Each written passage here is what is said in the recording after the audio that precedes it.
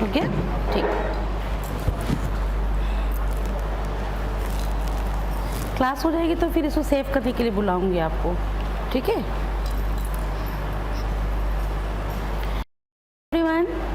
अब तक की क्लास में हमने बहुत सारी बेसिक चीज़ों को कंप्लीट कर लिया है। कल हमने शुरू किया था कारक रचना को, जिसके बारे में मैंने आपको बताना शुरू किया था कि कारक क्या होती है, कि संज्ञा और सर्वनाम के जिस रूप से उसका संबंध क्रिया से सूचित होता है उसे कही जाती है कारक रचना, और जिस चिन्ह से उसको संबोधित किया जाता है उस चिन्ह को कहा जाता है कारक चिन्ह। इसे हम एक और नाम से पुकारते हैं जिसे हम परसर्ग कहते हैं। परसर्ग क्यों कहा जाता है? क्योंकि यह संज्ञा और सर्वनाम के तुरंत बाद लगता है, तो प्रत्यय की तरह जुड़ने की वजह से इसे परसर्ग के नाम से पुकारा जाता है, ठीक है? दूसरी बात कि यही जो आपकी कारक रचनाएं हैं इससे आपके तत्पुरुष समास का निर्माण होता है, ठीक है? तो कल हमने बहुत बेसिक चीज़ों को जान लिया था, और देखने वाली बात है कि इस कारक चिन्ह की पहचान क्या है। तो किसी भी कार्य को करने वाले व्यक्ति को हम कर्ता कारक कहते हैं, जिसका एक नाम होता है, इसलिए इसे नॉमिनेटिव केस या सब्जेक्टिव केस कहा जाता है, ठीक है? इसके लिए संबोधित करने हेतु हम किसका इस्तेमाल करते हैं? ने का इस्तेमाल करते हैं। अगर कहता है राकेश ने गीत गाया, ठीक है, और कहता है कि नरेश पढ़ता है, मैं विद्यालय जाता हूँ, तो नरेश हो चाहे मैं हूँ चाहे राकेश हो, किसको संबोधित कर रहा है? कर्ता को संबोधित कर रहा है। दो एग्जाम्पल में आपने देखा कि नरेश पढ़ता है कहते हैं या मैं जाता हूँ कहते हैं, उसमें कारक रचना की आवश्यकता महसूस नहीं हुई, लेकिन वाक्य किस पर आधारित है? कर्ता पर। लेकिन राकेश ने गीत गाया, रमेश ने कविता सुनाई कहते हैं, तो वह हमारे लिए कर्ता को संबोधित कर रहा है, पर वहां पर कारक रचना जुड़ी है। दूसरा है कर्म, इसे हम ऑब्जेक्टिव केस कहते हैं या हम इसे एक्यूजेटिव केस के नाम से पुकारते हैं। अकॉर्डिंग टू विभक्ति से द्वितीय विभक्ति कहेंगे, जिसके लिए कारक रचना हम को जोड़ते हैं, ठीक है? तो किसी भी कार्य को करने वाला को करते हैं कर्ता, लेकिन कार्य जो उसके सकर्मक क्रिया में जो उसके द्वारा किया जाने वाला कार्य का आश्रय होता है, कार्य का फल होता है, उसे कर्म कहा जाता है।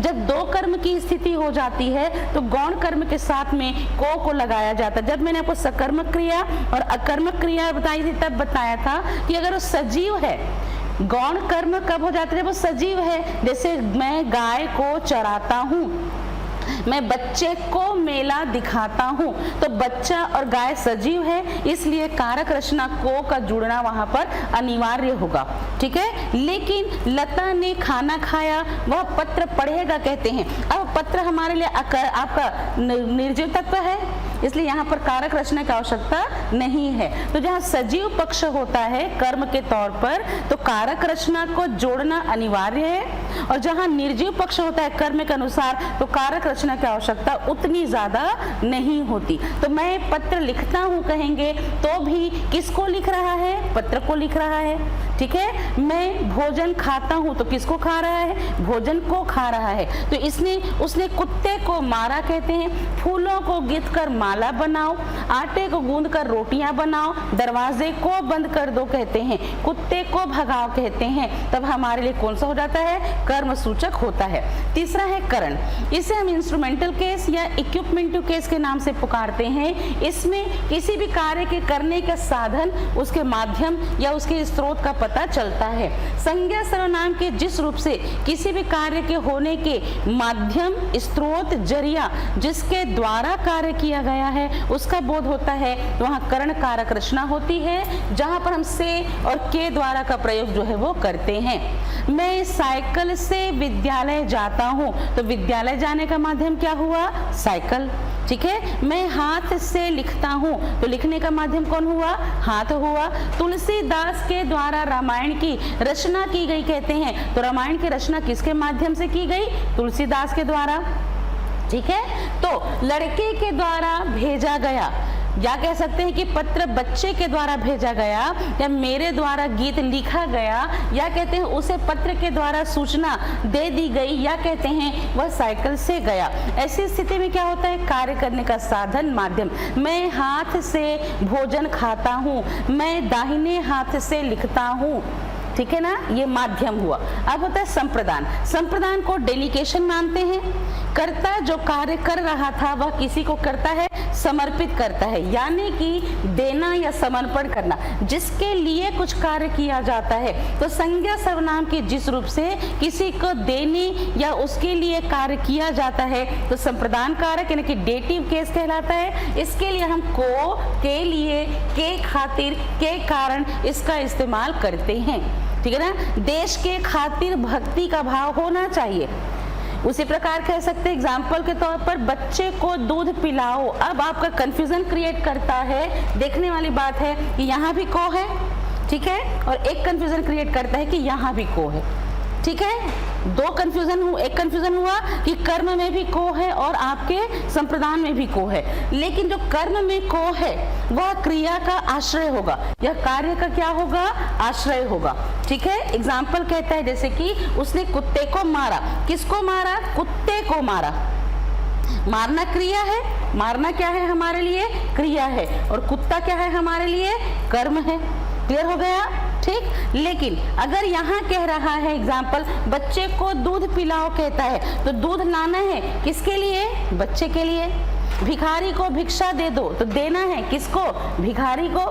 राजा कहता है आपके राजा कहता है कि गरीबों को दान दो, तो किसको देना है, दान गरीबों को देना है। इसी प्रकार मैं पिताजी के लिए कमीज लाया हूँ, कमीज लाए हो, किसको दोगे आप, पिताजी को। इसी प्रकार माँ ने बेटे के लिए खिलौने खरीदे, खिलौना खरीदा, किसको देगी वो, बेटे को, ठीक है। तो जहाँ डेलीकेशन है, समर्पण है, कि सम्मान के साथ में या किसी भी परिस्थिति में अगर कर्ता के द्वारा किसी दूसरे को कोई चीज दी जाती है तो वहां पर संप्रदान होता है, समर्पण होता है। इसलिए संप्रदान में वो क्या करता है, चीजों को क्या करता है, समर्पित करता है। संप्रदान में चीजों को क्या करता है, समर्पित करता है, दूसरे को क्या करता है, सम्मान को देता है, ठीक है ना। अगर कहते एग्जाम्पल के तौर पर मान लीजिए कहता है मैं तुम्हारे खातिर मेहनत करता हूँ, मेहनत करता है किसके लिए, तुम्हारे लिए, है ना। बच्चों के लिए खिलौने खरीदने हैं, देश के लिए भक्ति का भाव, राह के लिए खर्च, जेब के लिए खर्च, नाका के लिए, चुंगी के लिए, नाका के लिए पैसे की आवश्यकता, ठीक है। अब आता है हमारे लिए आपका अपदान। अपदान को हम आइसोलेशन, सेपरेशन या फिर हम इसे एब्लेटिव के यानी कि पंचमी विभक्ति मानते हैं, ठीक है, जिसमें किसी भी प्रकार की डर हो, तुलना हो। अगर कोई व्यक्ति या वस्तु कर्ता से क्या हो जाती है, अलग हो जाती है, तो वहां हमारे लिए क्या होता है, अपादान कारक होता है, ठीक है। इसमें हम से का प्रयोग करते हैं। अब फिर से दिमाग में कंफ्यूजन किसको लेकर, जब वो यहाँ पर से कहता है, किसमें, करण कारक में, और इसी प्रकार अगर वो अपादान में कहता है आपको से, ठीक। तो करण कारक में क्या होता है, करण कारक में होता है कार्य करने का माध्यम, कि मैं साइकिल से विद्यालय जाता हूँ, तो विद्यालय जाने का माध्यम कौन हुआ, विद्यालय जाने का माध्यम साइकिल हुआ, है ना। अगर कहता है जाते वक्त गड्ढा था, मैं साइकिल से गिर गया, है ना, साइकिल से गिर गया, तो साइकिल के द्वारा जा रहा था, अब साइकिल से अलग हो गया। बच्चा पलंग से गिर गया, मैं डर कर वहां से भाग गया। हिमालय से गंगा नदी प्रवाहित होती है, मैं बिलासपुर से आ रहा हूँ, तो बिलासपुर में था, अब मैं आगे आ गया हूँ। इसी प्रकार हिमालय से निकलने वाली गंगा आगे आ गई है। अगर कहता है कि राधा से मीरा खूबसूरत है, तो हमने एक को चुनकर एक को छोड़ दिया, मतलब अलगाव है, पृथककरण है। ऐसी परिस्थिति में क्या होता है हमारे लिए, आपके क्या होते हैं, अपादान कारक होते हैं। बच्चा पलंग से गिर गया, स्टेशन से गाड़ी छूट गई, मेरे हाथ से गिलास छूटा और टूटकर चकनाचूर हो गया। वृक्ष से पत्ता गिरता है, ठीक है ना। अगला आता है संबंध। संबंध को हम पॉजेसिव या जेनेटिक केस के नाम से पुकारते हैं, जहां पर कर्ता और क्रिया के संबंध को क्या किया जाता है, सूचित किया जाता है। कर्ता और क्रिया के संबंध को सूचित किया जाता है, जहां हम का के की लगाते हैं, ठीक है ना, रा रे री लगाते हैं, ठीक है ना। तो यहाँ पर ना ने नी भी लगाया जाता है, ठीक है ना। तो यहाँ पर हमारे लिए वाला, वाले, वाली का भी प्रयोग करते हैं। इसी प्रकार कह सकते हैं वह सुरेश का लड़का है। राजा दशरथ के 3 पत्नियां थी, रामचंद्र के 2 बेटे थे, है ना। इसी प्रकार मेरा विद्यालय, हमारा घर कह सकता है ना। राष्ट्र के पिता, सभी को प्रिय, गंगा का जल, रथ की यात्रा कहता है, ठीक है। तो क्या कह सकते हैं, एग्जाम्पल कि हमारी किताब है, यह हमारी किताब है, तो जहाँ संबंध बोधक हो तो वहाँ संबंध कारक का इस्तेमाल किया जाता है। ठीक है, संबंध के बाद में आता है आपका अधिकरण, इसे हम लोकेटिव केस के नाम से पुकारते हैं। अकॉर्डिंग टू विभक्ति से सप्तमी विभक्ति कहा जाता है। जो क्रिया कार्य करने का समय स्थान को निर्धारण करता है, जो भी कार्य को करने के समय और स्थान को निर्धारित करता है, तो उसमें हम में और पर का प्रयोग करते हैं। में का प्रयोग हम इंटरनल एफर्ट के लिए करते हैं, आंतरिक प्रभाव के लिए, कि कुएं में जल है, गिलास में दूध है, मुझ में कोई दोष नहीं है। तो जब आंतरिक प्रभाव को बताना होता है तो में का प्रयोग किया जाता है, और बाह्य प्रभाव को बताना लगता है, एक्सटर्नल एफर्ट को बताना लगते हैं, तब हमारे लिए वो पर का इस्तेमाल करता है। पलंग पर बच्चा सोता है, इन और ऑन पढ़ते हैं ना, इन और ऑन पढ़ते हैं ना, ठीक है ना, on the table, in the chair पढ़ते हैं ना, ठीक है। तो वैसे ही आपके में और पर का प्रयोग होता है। डाल पर चिड़िया बैठी है, कुएं पर जल है नहीं कहते हैं, कुएं में जल है, क्योंकि कुएं के अंदर है जल, है ना। उसी प्रकार घोड़े पर सवार, तो घोड़े के ऊपर बैठा है वो, है ना। इसी प्रकार कह सकते एग्जाम्पल के तौर पर आसन पर, सिंहासन पर राजा बैठता है ना। बच्चा पलंग पर सोता है, ठीक है ना। डाल पर चिड़िया बैठी है, मुझ में कोई दोष नहीं है, कुएं में जल है, मुझ में कोई ऐब नहीं है कहता है। तो आंतरिक प्रभाव के लिए में का और बाह्य प्रभाव के लिए पर का इस्तेमाल किया जाता है। इस थैले में कपड़े हैं, अब कपड़ा किसके अंदर है, थैले के अंदर है। इसी प्रकार मेज पर किताब है, तो किताब किसके ऊपर है, मेज के ऊपर है। वह घर में सो रहा है, क्योंकि घर के अंदर सो रहा है ना। घोड़े पर सवार व्यक्ति रात्रि में चरण करने वाला, उसी प्रकार निशा में चरने वाला, ठीक है। इसी प्रकार कह सकते हैं जल में मग्न, प्रेम में मग्न। तो आपने जितने भी एग्जाम्पल मैंने बताए, कहीं ना कहीं आपके तत्पुरुष समास में अधिकरण तत्पुरुष के अंतर्गत आएगा, ठीक है। और अंतिम होता है संबोधन कारक, जिसे हम क्या कहते हैं, वोकेटिव केस, यानी कि इसे हम विभक्ति में अष्टमी विभक्ति नहीं कहेंगे। कुछ किताबों में अष्टमी विभक्ति होता है, पर इसे अष्टमी विभक्ति नहीं कहते, इसको विभक्ति का नाम दिया ही नहीं जाता है, क्योंकि ये कहीं ना कहीं हमारे लिए संबोधन कारक था। जिस कर्ता का संज्ञा और सर्वनाम के अनुसार नाम था, उस कर्ता को पुकारने के लिए जिसमें संबोधन के रूप में प्रयोग किया जाता है, तो संज्ञा या सर्वनाम के पहले कारक का प्रयोग करते हैं, इसमें आगे विस्मय सूचक चिन्ह को लगा दिया जाता है। इसके अंतर्गत हे, अरे, अहो, अरी ऐसे शब्द का प्रयोग जो है वो किया जाता है, कि हे बालक जरा यहाँ आना तो, ओ जरा सुनो तो, मोहन जरा यहाँ आओ तो। और ऐसी सिचुएशन में हम यहाँ पर एक विस्मयादि बोधक चिन्ह को लगाते हैं, और इस संबोधन कारक की श्रेणी में आता है। इस तरह कारक रचनाएं 8 प्रकार की होती हैं, ठीक है। तो जब हम इसका प्रयोग करते हैं तो कैसे करते हैं, तो ध्यान से समझिएगा।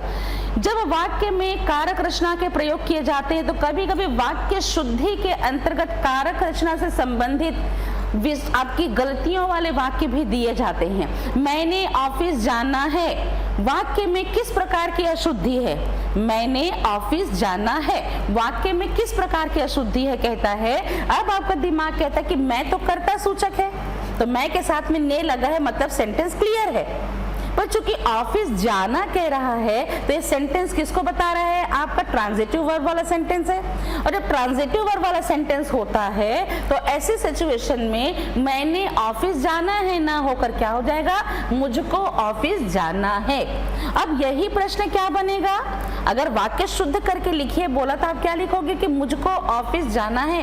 लेकिन अगर ऑब्जेक्टिव में आपको पूछता है कि मैंने ऑफिस जाना है, वाक्य में किस प्रकार की अशुद्धि है, तब आप क्या बताओगे, कारक रचना संबंधी अशुद्धि है। तो कारक रचना को प्रयोग करने के 2 तरीके होते हैं, ठीक है। जब कभी भी सेंटेंस को लिखा जाता है तो कारक रचना को प्रयोग करने के 2 तरीके होते हैं। एक होती है विश्लिष्ट विभक्ति और एक होती है संश्लिष्ट विभक्ति। अब ये क्या होते हैं, विश्लिष्ट विभक्ति क्या होती है, ऐसी विभक्ति जो संज्ञा के बाद आती है और संज्ञा शब्द से जो कारक रचना दूर लिखी जाती है, ठीक है ना। तो ध्यान से समझिएगा कि मोहन ने वृक्ष पर लड़कों को, बच्चों के लिए कह रहा है। तो ऐसी विभक्ति जो संज्ञा शब्द के दूर लिखी जाती है, ऐसी विभक्ति को हम क्या कहते हैं, सविश्लिष्ट विभक्ति कहते हैं, ठीक है। और ध्यान रखने वाली बात है कि संज्ञा शब्द, दिमाग में बस ये रखिएगा कि संज्ञा शब्द के साथ में कारक रचना को डिस्टेंस बनाकर लिखा जाएगा। संज्ञा शब्द के साथ में कारक रचना दूर लिखी जाएगी। लेकिन संश्लिष्ट विभक्ति क्या होती है? संश्लिष्ट विभक्ति वो होती है जो सर्वनाम के साथ में जुड़ती है। तो सर्वनाम के साथ में आने वाली जो विभक्ति होती है जो उसके साथ में जुड़ जाती है ना। अब यहाँ पर संज्ञा कह रहा है राम, अब कारक रचना मान लीजिए ने है, तो हम ने को दूर लिखेंगे।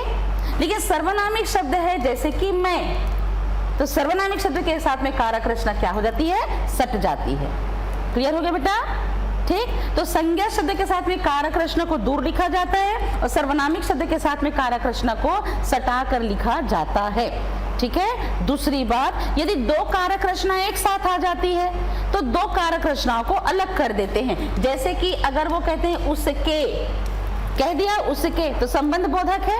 अब अगर वो द्वारा कहता है तो इसे हम थोड़ा सा डिस्टेंस बनाकर लिखते हैं। ठीक है, तो जहां डिस्टेंस बनाया जाता है उसे हम विश्लिष्ट विभक्ति कहते हैं, और जहां कारक रचना जोड़ दी जाती है शब्द के साथ में, सर्वनाम के साथ में, उसे संश्लिष्ट विभक्ति कहा जाता है। क्लियर हो गया? ठीक है, और इस तरह कारक रचना के प्रयोग होते हैं। अब आता है कि विभक्ति में कर्ता कारक किस प्रकार प्रयोग होते हैं। तो आपने देखा होगा मैं रोटी खाता हूं और मैंने रोटी खाई, दोनों कर्ता वाले पर आधारित है कि मैं रोटी खाता हूं, मैंने रोटी खाई, तो वाक्य किस पर आधारित है? कर्ता पर। लेकिन एक में आपको कारक रचना दिखी और एक में कारक रचना नहीं दिखी। ऐसे प्रयोगों को अप्रत्यय कारक और ऐसे ही प्रयोग को सप्रत्यय कारक कहा जाता है। ध्यान से समझेंगे। अप्रत्यय कारक क्या होगा? जिस कारक में विभक्ति रहता तो है परंतु दिखाई नहीं देता। जिस वाक्य में विभक्ति रहता तो है परंतु दिखाई नहीं देता है उसे अप्रत्यय कारक कहा जाता है। जैसे एग्जाम्पल कह सकते हैं, मोहन खाता है, बच्चा खेलता है, शिक्षिका पढ़ाती है, गायक गाता है। अब मोहन, बच्चा, शिक्षिका, गायिका, गायक यहाँ पर कर्ता है परंतु उनके साथ में ने नहीं जुड़ा है ना। तो जहां पर कर्ता आधारित वाक्य तो हो परंतु कारक विभक्ति होकर भी दिखाई नहीं देता उसे अप्रत्यय कारक कहते हैं। ठीक है, लेकिन जिसमें कारक विभक्ति लगा रहता है और दिखाई देता है, जहां वाक्य में कारक विभक्ति लगी होती है और दिखाई देती है उसे सप्रत्यय कारक कहा जाता है। इसकी खासियत होती है कि यह किसके अनुसार होती है? कर्म के अनुसार। यह वाक्य किस पे होते हैं? आपके कर्तृवाच्य वाले होंगे, है ना। किस पर आधारित होंगी? कर्ता पर आधारित होंगी। ठीक है ना, कर्तृवाच्य एक्टिव वॉइस वाला होगा और कर्ता पर आधारित होगा। और ये क्या होगा हमारे लिए? कर्म वाच्य वाला होगा। ठीक है, और किस पर आधारित होगा? कर्म पर आधारित। तो क्या कह रहे हैं? जहां क्रिया का जो लिंग वचन पुरुष है कर्ता के अनुसार नहीं हो रहा है बल्कि किसके अनुसार हो रहा है? कर्म पर। तो अप्रत्यय कारक एक्टिव वॉइस बना देगा। समझ में आ रही है? अप्रत्यय कारक एक्टिव वॉइस बना देगा। मोहन जाता है, राजा शासन करता है, शिक्षक पढ़ाता है। ये किस पर अकॉर्डिंग से हो गया सेंटेंस? कर्ता पर। ठीक है, तो कर्तृवाच्य बन गया। और जो आपकी कर्म पर आधारित है तो कर्म पर आधारित होंगे तो वहां पर विभक्ति के तौर पर ने को जोड़ा जाएगा और ये कारक रचना दिखाई देगी। ठीक है, तो सकर्मक क्रिया वाले वाक्य हो जाएंगे। और दूसरी बात, कर्म के अनुसार हो जाएगी तो सकर्मक क्रिया वाला वाक्य हो जाएगा। तो यहाँ पर किसके अनुसार हो जाएगा? सकर्मक वाला। सकर्मक वाला वाक्य हो जाएगा जैसे कि राधा ने मिठाई खाई, है ना। अब राधा लड़की है तो आपको नजर आ रहा है कि खाई कह रहा है, लेकिन यहाँ पर मिठाई के अनुसार स्त्रीलिंग है। राधा ने गीत गाया, अब इसी को कह देते हैं जैसे कि राधा ने गीत गाया। ठीक है, अब राधा ने गीत गाया कहते हैं इसमें, हाँ वही तो मैं बता रही बेटा। देखो अब ध्यान से समझना, फिर समझना। ठीक है, छोटी छोटी चीजें ना आप लोग के दिमाग में कंफ्यूजन क्रिएट करती। ठीक है, ध्यान से समझना मैं क्या बता रही हूँ। ठीक, मैंने क्या बताया अभी कि जिस वाक्य में कारक रचना दिखाई नहीं देती पर कर्ता के आधार पर है, जैसे मोहन रोटी खाता है, राधा गीत गाती है, बच्चा खेलता है, पिता कार्यालय जाते हैं। तो यहाँ पर बच्चा, राधा, पिता करता है, उनके साथ में कारक रचना ने नहीं जुड़ी। ठीक है ना, तो एक एक्टिव वॉइस वाला हो गया, कर्ता पर आधारित हो गए। कभी कभी होता है कि कारक रचना कर्ता के साथ में ने जुड़ी होती है। कर्ता के साथ में कारक रचना ने जुड़ी होती है और जिस कारक में विभक्ति लगा होता है और दिखाई देता है उसे सप्रत्यय कारक कहते हैं। जिस वाक्य में कारक रचना दिखाई दे रहा है, जैसे कि हमारे लिए यहाँ पर ये हमारी कारक रचना दिखाई दे रही है, ठीक है। लेकिन यहाँ पर क्या हो रहा है कि यहाँ पर क्या कह रहा है कि जहाँ पर क्रिया का जो लिंग वचन पुरुष है कर्ता के अनुसार नहीं बल्कि कर्म के अनुसार हो रहा है, ठीक है ना। कर्ता के अनुसार नहीं बल्कि किसके अनुसार हो रहा है, कर्म के। अब मिठाई स्त्रीलिंग है इसलिए खाई हो गया, है ना। अब आपको लग रहा है कि राधा लड़की है इसलिए यहाँ पर खाई है, लेकिन यहाँ पर राधा नहीं बल्कि किसकी आवश्यकता हो गई, आपके कर्म की। अब इसी को देखते हैं, राधा ने गीत गाया, राधा ने गीत गाया। अब राधा लड़की है लेकिन यहाँ पुल्लिंग क्यों हो गया, क्योंकि गीत जो है वो पुल्लिंग है। क्लियर हो गया, ठीक है। तो आवश्यकता के अनुसार जब हम वाक्य का निर्माण करते हैं तो ध्यान रखिएगा कि कर्ता सूचक में कभी हम कारक रचना को नहीं जोड़ते, कभी कारक रचना को जोड़ा जाता है। अब ये ध्यान रखिएगा, अगर कारक रचना नहीं जुड़ रही है, ध्यान से समझेंगे, यदि कारक रचना नहीं जुड़ रही है तो क्रिया कर्ता के अनुसार होगा। पुल्लिंग है तो क्रिया भी पुल्लिंग, स्त्रीलिंग है तो क्रिया भी स्त्रीलिंग, ठीक है। अगर ये हमारे लिए आपके प्रयोग हो रहे हैं तो वचन के अनुसार एक वचन है तो आपका एक वचन, बहुवचन, इसी प्रकार प्रथम पुरुष, मध्यम पुरुष और अन्य पुरुष, ठीक है। तो जहां पर कारक रचना नहीं है ना, जहाँ कारक रचना नहीं है वहां क्रिया कर्ता के अनुसार होगी अकॉर्डिंग टू सब्जेक्ट। लेकिन जहाँ कारक रचना जुड़ रही है, जहां कारक रचना दिखाई दे रही है, वहां की क्रिया कर्ता के अनुसार नहीं बल्कि किसके अनुसार हो जाएगी, कर्म के अनुसार हो जाएगी। क्लियर हो गया, ठीक है। पर दोनों सेंटेंस में किस पर आधारित है सेंटेंस, राधा पर। क्लियर हो गया। तो जहां पर आपके विभक्ति के प्रयोग होते हैं तो अप्रत्यय कारक और सप्रत्यय कारक उदाहरण देखने को मिलते हैं। ऐसे ही प्रयोग होता है हमारे लिए आपके कर्म में, ठीक है। तो संज्ञा और सर्वनाम के साथ में जिस रूप से क्रिया का बोध होता है उस रूप को कर्ता कारक कहेंगे। इसमें अप्रत्यय कर्ता में विभक्ति नहीं लगती और सप्रत्यय में विभक्ति लगाई जाती है, ठीक है। जैसे कि राम आम खाता है, बच्चा खेलता है, तो ये कर्ता पर आधारित है ना, कर्ता कारक है, ठीक है ना। राम आम खाता है, बच्चा खेलता है, कर्ता कारक है, यहाँ कारक विभक्ति नहीं जुड़ी। लेकिन अगर कहता है राम ने रोटी खाई, अब राम पुल्लिंग है, राम पुल्लिंग है, लेकिन खाई क्यों कहा, क्योंकि कर्म है रोटी जो स्त्रीलिंग है, इसलिए राम ने रोटी खाई कहा। और इस तरह ये मैक्सिमम भूतकाल और भविष्य काल वाली, तो आपके किसमें होती है, वर्तमान और भविष्य में नहीं होकर भूतकालिक हो जाती है। राम ने रोटी खाई, मोहन ने गीत गाया, हमने कविता लिखी, हमने पढ़ा, अगर कहता है तो मैक्सिमम पास्ट टेंस वाला सेंटेंस बन जाता है, ठीक है ना। आगे समझ में। दूसरी बात, भूतकाल यदि अकर्मक क्रिया में है तो भी कारक चिन्ह न गाया जाए। जैसे कि वह हंसा, अगर कहते हैं वह हंसा कहते हैं तो हम अगर देखें तो कौन प्रश्न निकलता है, कौन हंसा, तो कर्ता सूचक निकलता है कि कौन हंसा, वह हंसा, ठीक है। अब आता है हमारे लिए कर्म। कर्म के भी प्रयोग इसी रूप में होते हैं। कर्म का प्रयोग भी होता है कि संज्ञा और सर्वनाम से क्रिया के प्रभाव जिस शब्द पर पड़ता है उसे कर्म कारक कहते हैं। इसके लिए हम किसका प्रयोग करते हैं, को का प्रयोग करते हैं। इसके भी दो प्रयोग होते हैं, एक होता है अप्रत्यय कारक और एक होता है सप्रत्यय कारक कर्म। कभी कभी मैंने शेर देखा है, मैंने शेर देखा है, अब देखना क्रिया है, देखना क्रिया है, शेर है हमारा कर्म। यदि हम प्रश्न पूछते किसको देखा तो जवाब मिलता है शेर को देखा। मैंने पत्र लिखा, क्या लिखा, किसको लिखा, तो मैंने पत्र को लिखा। लेकिन यहाँ पर पानी लाओ, किसको लाना है, पानी को लाना है, पर यहाँ पर कारक रचना को जरूरत नजर नहीं आ रही, यहाँ जरूरत नजर नहीं आ रही है। तो जहाँ पर विभक्ति को लगा होता है परंतु दिखाई नहीं दे रहा है ना, लेकिन फिर भी यह हमारे लिए क्रिया है और क्रिया से पहले आता है हमारे लिए कर्म। क्लियर हो गया, क्रिया से पहले आ जाता है कर्म, ठीक। अब सप्रत्यय क्या होता है, इसमें कारक विभक्ति जो है वो हमेशा दिखाई देती है। हम मोहन को जानते हैं, हम मोहन को जानते हैं। अब मैंने पहले ही बताया कि जहाँ सजीव है, जहाँ कर्म सजीव है वहां पर को लगाया जाएगा। अब आप कहोगे कि मैडम शेर भी तो सजीव है पर वहां दिखाई नहीं दे रहा, ठीक है ना। लेकिन अगर कहते हैं मैं गाय को दुहता हूँ, तो किसको दुहता हूँ? गाय को दुहता हूँ। लेकिन कहता है कि मैं पत्र लिखता हूँ, है ना, तो पत्र निर्जीव है, इसलिए कर्म सूचक को की आवश्यकता वहां दिखाई नहीं देती। तो कर्ता में जिस तरह कारक रचना ने कभी जुड़ा होता है, कभी नहीं जुड़ा होता, वैसे ही कर्म में कभी कारक विभक्ति दिखाई देती है, कभी दिखाई नहीं देती। तो सिर्फ कर्ता और कर्म में ये प्रभाव देखने को मिलते हैं। बाकी जितने भी हैं आपके करण, संप्रदान, अपादान, संबंध, अधिकरण, इसमें इस प्रकार का कोई प्रयोग नहीं है।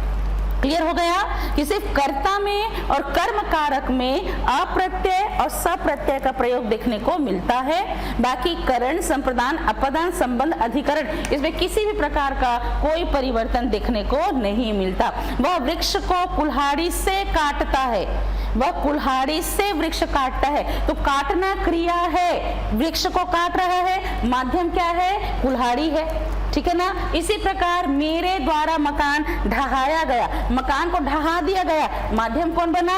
मैं बना। और इस तरह हमारे कारक विभक्तियों में संप्रदान, संप्रदान कारक में तुलसी के वास्ते ही जैसे राम का जन्म हुआ था, ठीक है। इसी प्रकार गुरु शिष्य को संगीत सिखाता है, और संगीत सिखा रहा है किसको? शिष्य को। तो संगीत की शिक्षा किसको दी जा रही है? शिष्य को दी जा रही है। तो आप ध्यान रखिएगा कि कर्म को और संप्रदान को इसमें कंफ्यूजन होता है, करण से और अपदान से में कंफ्यूजन होता है, जो मैंने बहुत अच्छे से आपको बता दिया। हिमालय से गंगा निकलती है, अलग हो रहा है, ठीक है। मैं साइकिल से विद्यालय जाता हूँ कह रहा है, तो माध्यम है, ठीक है। और इस तरह संबंध, ज्योति को बाल बच्चे नहीं है, राम के घर लड़का आया है अगर कहते हैं, तो ये संबंध बोधक है, ठीक है। इसी प्रकार अधिकरण, सड़क पर गाड़ी खड़ी है, कुएं में जल है, वह संध्या के समय गंगा किनारे जाता है, ठीक है। इसी प्रकार कह सकते हैं आपके संबोधन कि भैया जरा मेरी बात तो सुनो, बाप रे कितना तेज भूकंप था। यानी कि संबोधित करने के लिए जरूरी नहीं है कि संज्ञा या सर्वनाम का नाम लिया जाए। जो विस्मयादि बोधक शब्द होते हैं उसका भी प्रयोग संबोधन के तौर पर किया जा सकता है, ठीक है। कविता में लोग संबोधन के तौर पर अपना नाम भी प्रस्तुत करते हैं, जिसका अर्थ कभी कभी कारक के तौर पर इस्तेमाल किया जाता है। रहीमन निज मन की व्यथा कह रहे हैं, तो रहीमन कह रहा है तो हमारे लिए संबोधन कर रहा है। इसी प्रकार सूरदास स्वामी करुणा में कह रहा है तो भी संबोधन है। इसी प्रकार कहीं कवि गिरधर कवि राय कहता है तो भी संबोधन के तौर पर प्रयोग किए जाते हैं, ठीक है। आगे समझ में, ठीक। अब आता है आपका पदबंध। पदबंध मतलब कि कई पदों के योग से बने हुए वाक्यांश जो एक संपूर्ण इकाई का काम करते हैं उसे पदबंध कहा जाता है, ठीक है ना। वाक्य के अनुसार उस भाग को जिसमें एक से अधिक शब्द पद होते हैं और सारे शब्द पद मिलकर एक संपूर्ण इकाई का काम करते हैं तो उसे पदबंध कहा जाता है। जैसे सबसे तेज दौड़ने वाला छात्र जीत गया, अब यहाँ सबसे तेज कह रहा है तो यह क्रिया विशेषण पदबंध है। इसी प्रकार नदी बहती चली जा रही है कहते हैं, ठीक है, तो ये भी क्रिया विशेषण का प्रयोग है। यह लड़की अत्यंत सुशील और परिश्रमी कहता है तो सुशील और परिश्रमी विशेषण के तौर पर जुड़े हुए हैं। कल कल करती चली आ रही है कहता है तो ये हमारे लिए आपके क्रिया विशेषण के रीतिवाचक क्रिया विशेषण का प्रयोग है। और इस तरह जब किसी भी शब्द की पहचान होती है तो जब तक कोई शब्द किसी संग्रह के अंदर है तब तक तो शब्द है, संग्रह से आकर पद बन जाते हैं तो पदबंध यानी कि जहां संपूर्ण प्रकार के शब्द पद एक या उससे ज्यादा शब्द पद मिलकर एक संपूर्ण इकाई का काम करने लगते हैं तो उसे पदबंध कहा जाता है। इसमें एक से ज्यादा पद जो हैं वो प्रयोग किए जाते हैं, इसमें एक दूसरे से संबंधित नहीं होते हैं बल्कि संपूर्ण तौर पर एक इकाई का काम करने लगते हैं, किसी वाक्य का अंश होता है। साथ ही शब्द भेद की तरह इसके 8 प्रकार हो जाते हैं। अब शब्द भेद के 8 प्रकार कौन से हैं? आपके 4 प्रकार का विकारी शब्द, ठीक है, और 4 प्रकार का आपका अविकारी शब्द पद से हमारे लिए शब्द भेद इतने प्रकार के हो जाते हैं, 8 प्रकार के हो जाते हैं। ठीक है ना। इन्हीं 8 प्रकार के शब्द पद में हम संज्ञा के तौर पर बांधते हैं वाक्य को, उसी प्रकार विशेषण के तौर पर, उसी प्रकार क्रिया के तौर पर, क्रिया विशेषण के तौर पर। इसके अतिरिक्त हम सर्वनाम के तौर पर भी पदों को बांधते हैं। इसी प्रकार हम यहाँ पर आपके अव्यय शब्द के अनुसार भी शब्द पदों को बांध। अब ये अव्यय क्रिया विशेषण ही तो हुआ। जैसे अगर आपको कहता है पदबंध में, मान लीजिए एग्जाम्पल के तौर पर कहता है जैसे कि संज्ञा पदबंध। अब कहेगा संज्ञा पदबंध कैसे होगा, तो संज्ञा पदबंध में जब एक वाक्य में प्रथम और अंतिम शब्द संज्ञा हो, जब किसी वाक्य में प्रथम और अंतिम शब्द यदि संज्ञा होती है तो उसे संज्ञा पदबंध कहा जाता है। ध्यान समझेंगे, जब किसी वाक्य का प्रथम शब्द पद संज्ञा हो, ठीक है, जब किसी वाक्य का प्रथम शब्द पद संज्ञा हो और उस पर आधारित संपूर्ण वाक्य हो, तब उसे संज्ञा पदबंध कहा जाता है। ठीक है, तो संज्ञा पदबंध कहाँ होंगी, जहां किसी वाक्य में पहला शब्द संज्ञा है और दूसरा शब्द पद भी संज्ञा है, जो दोनों वाक्य को आश्रित है, तो वहां पर हमारे लिए संज्ञा पदबंध का इस्तेमाल किया जाता है। जैसे कि अगर हम कहते हैं आसमान में उड़ता गुब्बारा फट गया कहते हैं, तो आसमान जो है वो संज्ञा शब्द है, गुब्बारा भी जो है वो संज्ञा शब्द है। तो जहां पहला शब्द संज्ञा है और अंतिम शब्द संज्ञा है और पूरा वाक्य संज्ञा पर आधारित है, तो संज्ञा पदबंध होता है। ठीक है, जैसे अयोध्या के राजा दशरथ के 4 पुत्र थे। अब अयोध्या संज्ञा है, व्यक्तिवाचक, दशरथ व्यक्तिवाचक संज्ञा है, ठीक है, और पुत्र कह रहे हैं तो जातिवाचक संज्ञा है। मतलब कि पूरा सेंटेंस किस पर डिपेंड है, अकॉर्डिंग टू नाउन है ना।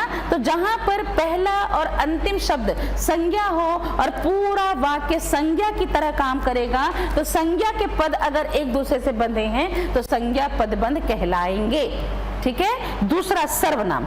सर्वनामिक पदबंध में जहां पर वाक्य में सर्वनामिक शब्द का प्रयोग हो और वाक्य सर्वनामिक शब्द पदों से बंधा हो, जैसे कि आपने ही तो मुझसे कहा था, आप कह रहा है तो मध्यम पुरुष और मुझ कह रहा है तो प्रथम पुरुष, आपने ही मुझसे कहा था कहता है, तो ये हमारे लिए सर्वनामिक पदबंध होंगे।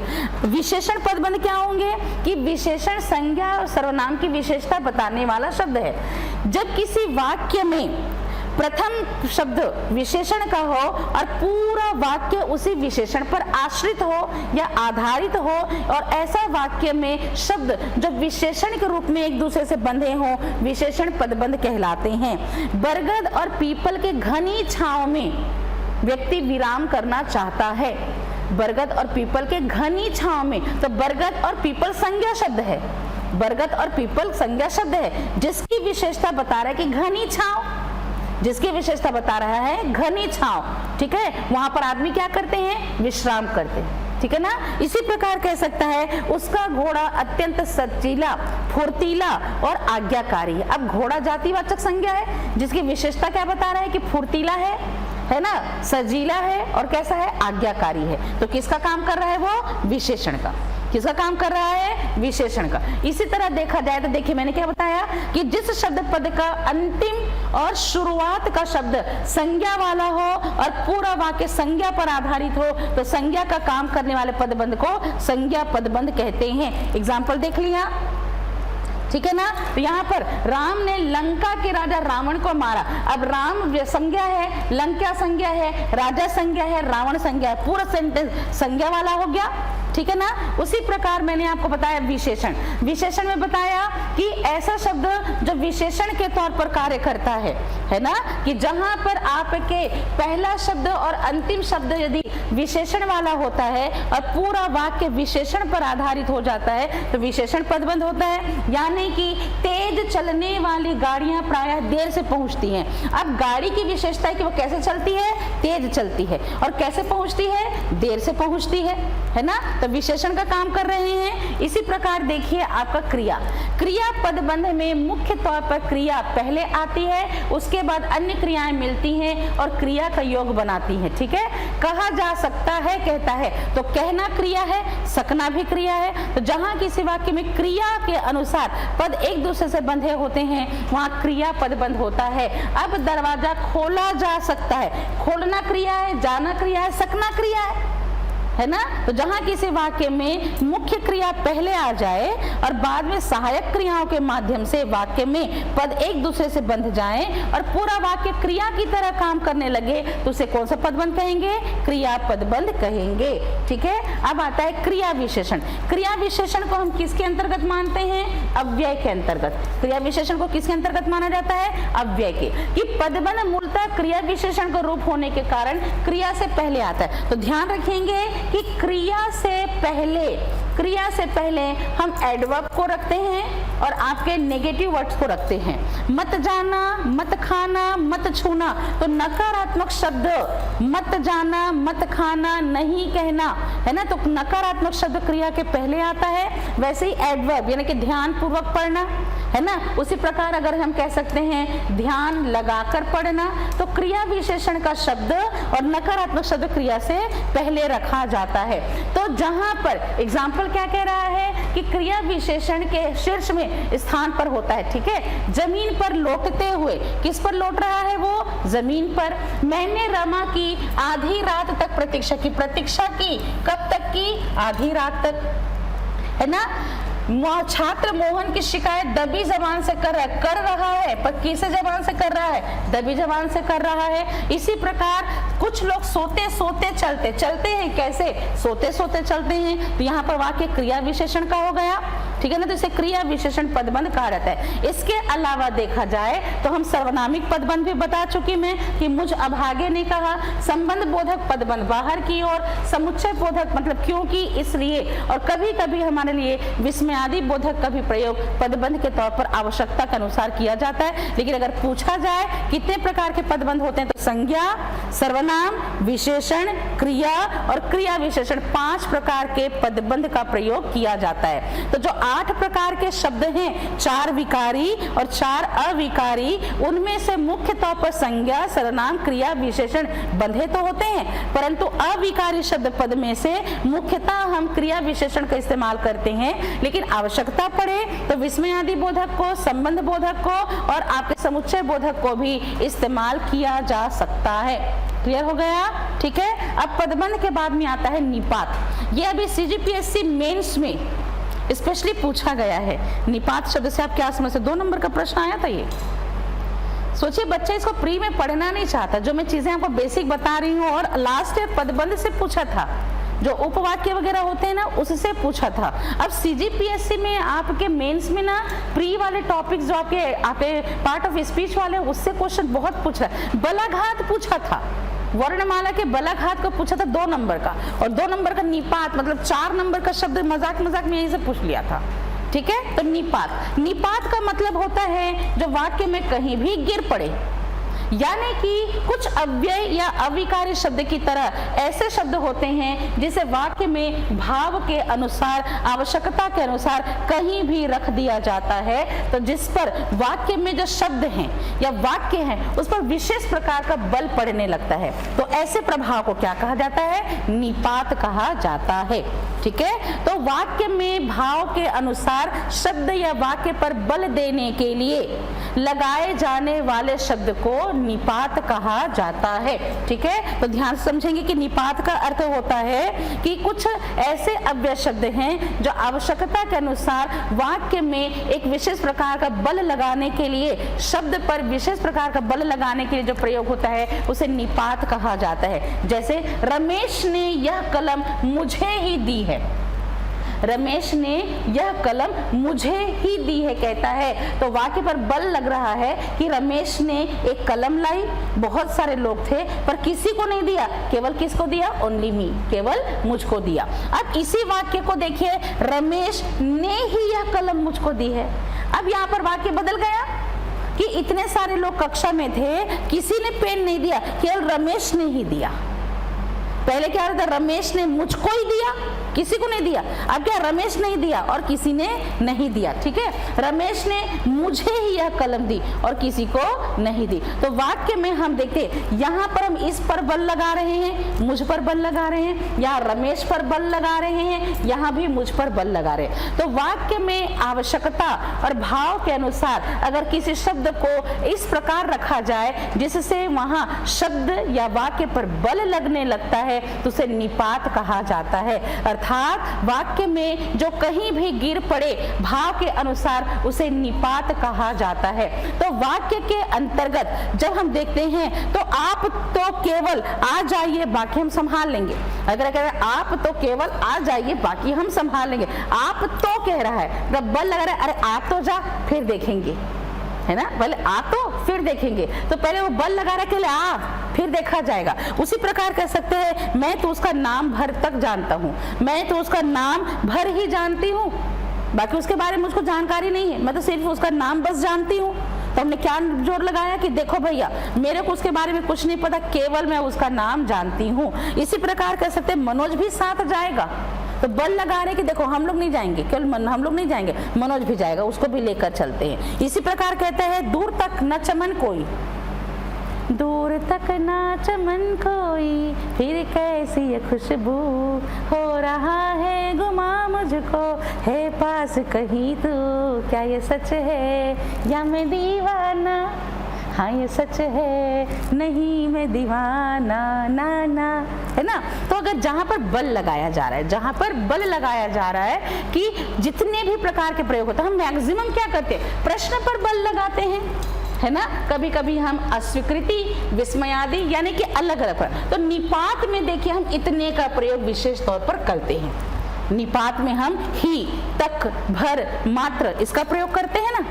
इतने रुपये मात्र, केवल 99 रुपए में, भले हम 100 रुपए देंगे तो 1 रुपये वापस नहीं करेगा, है ना। हमको तो 100 रुपए पड़ा पर क्या बोलेगा, केवल 99 रुपए, मतलब बल लगाया कि ओनली 99 रुपीज, है ना। तो कहने का मतलब कि ही, भी, तो, भर, तक, मात्र, ये ऐसे निपात है जिसका प्रयोग वाक्य में विशेष प्रकार का बल लगाने के लिए किया जाता है, ठीक है। अब जब हम बल लगा रहे हैं तो हमारे विशेष प्रकार के भाव उत्पन्न होते हैं, जैसे स्वीकार कर रहे हैं, हाँ ठीक, हो जाएगा, है ना। तो हम जहाँ स्वीकार कर रहे हैं कि हाँ जी, तो हम बल लगा रहे हैं ना, हाँ भाई मैं कर दूंगा, हाँ मैं चला जाऊंगा, बल लगाया, ठीक है। अब हम बल लगा रहे हैं तो, है ना, तुम भी तो कहो, है ना, तुम भी तो कुछ करो, मैं ही चला जाता हूँ, जीवन भर तक मैं मेहनत करता रहूंगा, यहाँ से लेकर वहां तक कह रहा है, तुम भी कुछ काम किया करो कह रहा है। इसी प्रकार कहता है सिर्फ इतने रुपए में,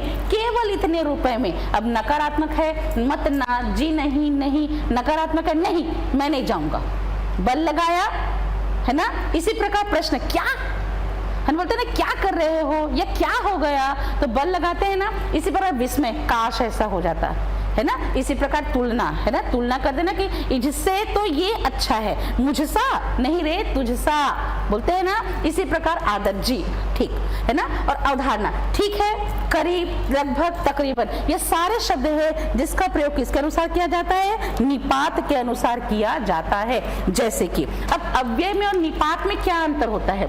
अब मैंने कहा कि अव्यय की तरह इसका प्रयोग किया जाता है। अब अव्यय क्या होते हैं हम अभी पढ़ने वाले हैं, लेकिन अव्यय क्या होते हैं, ऐसे शब्द होते हैं जिस पर कोई परिवर्तन उत्पन्न नहीं होता, और अव्यय को ही क्या कहा जाता है, अविकारी शब्द। तो निपात का प्रयोग अव्यय की तरह किया जाता है, लेकिन निपात में भावनात्मक पक्ष को प्रकट करने की क्षमता होती है। नकारात्मक, सकारात्मक, बल, प्रभाव, अवधारणा, स्वीकृति, अस्वीकृति, हर प्रकार के प्रभाव को स्पष्ट करने की क्षमता होती है। इसमें भी लिंग वचन, कारक वचन की तरह कोई परिवर्तन नहीं होता, इसलिए निपात को भी अव्यय शब्द कहा जा सकता है। क्योंकि लड़का हो या लड़की हाँ का प्रयोग करता है, क्या का प्रयोग करता है, ठीक का प्रयोग करता है, भर का प्रयोग करता है, तो अव्यय की तरह इस पर भी लिंग, कारक वचन का कोई प्रभाव नहीं पड़ता। परंतु अव्यय में और निपात में अंतर हो जाता है कि अव्यय जो होते हैं वो संज्ञा, सर्वनाम, क्रिया, विशेषण के अंग माने जाते हैं।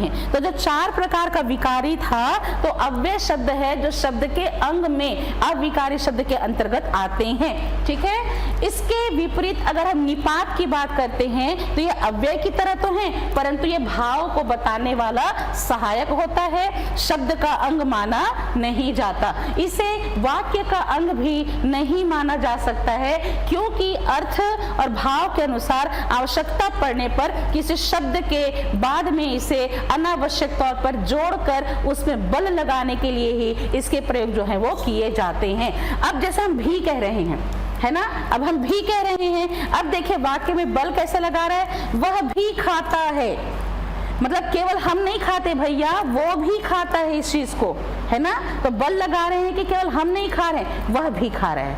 अब देखिए वह भूगोल भी पढ़ेगा, न केवल हिंदी बल्कि किसको पढ़ेगा, भूगोल भी पढ़ेगा, तो एक शब्द पर हमने बल लगा दिया। इसी प्रकार देखिए तक कहता है, तुमने खाया तक नहीं है, सुबह से आए हो तुमने खाया तक नहीं है, मतलब कि सुबह से शाम हो गई उसने खाया नहीं है, भूखा है, तो बल लगा रहे कि तुमने खाया तक नहीं है। अब कहता है मैं सुबह तक जागता रहा, कब तक जाग रहा था वो, सुबह तक जाग रहा था। इसी प्रकार देखा जाए तो ये आपके निपात का इस्तेमाल जो है वो होता है। ठीक है, आगे समझ में। अब आते हैं वॉइस। वॉइस जिसे हम कहते हैं वाच्य, ठीक है ना। वाच्य परिवर्तन अगर देखा जाए तो आपकी प्रारंभिक कक्षाओं में, आपके मिडिल स्कूल में, हाई स्कूल में पूछा जाता है। ये वाच्य से संबंधित प्रश्न आपको कैसे पूछे जाते हैं, वाच्य पहचानने कहता है, या फिर कभी कभी कुछ एग्जाम्पल में कहता है कि इस कर्तृवाच्य का कर्म सूचक क्या होगा। तो ध्यान से समझेंगे कि अब हमारे लिए वाच्य क्या होते हैं।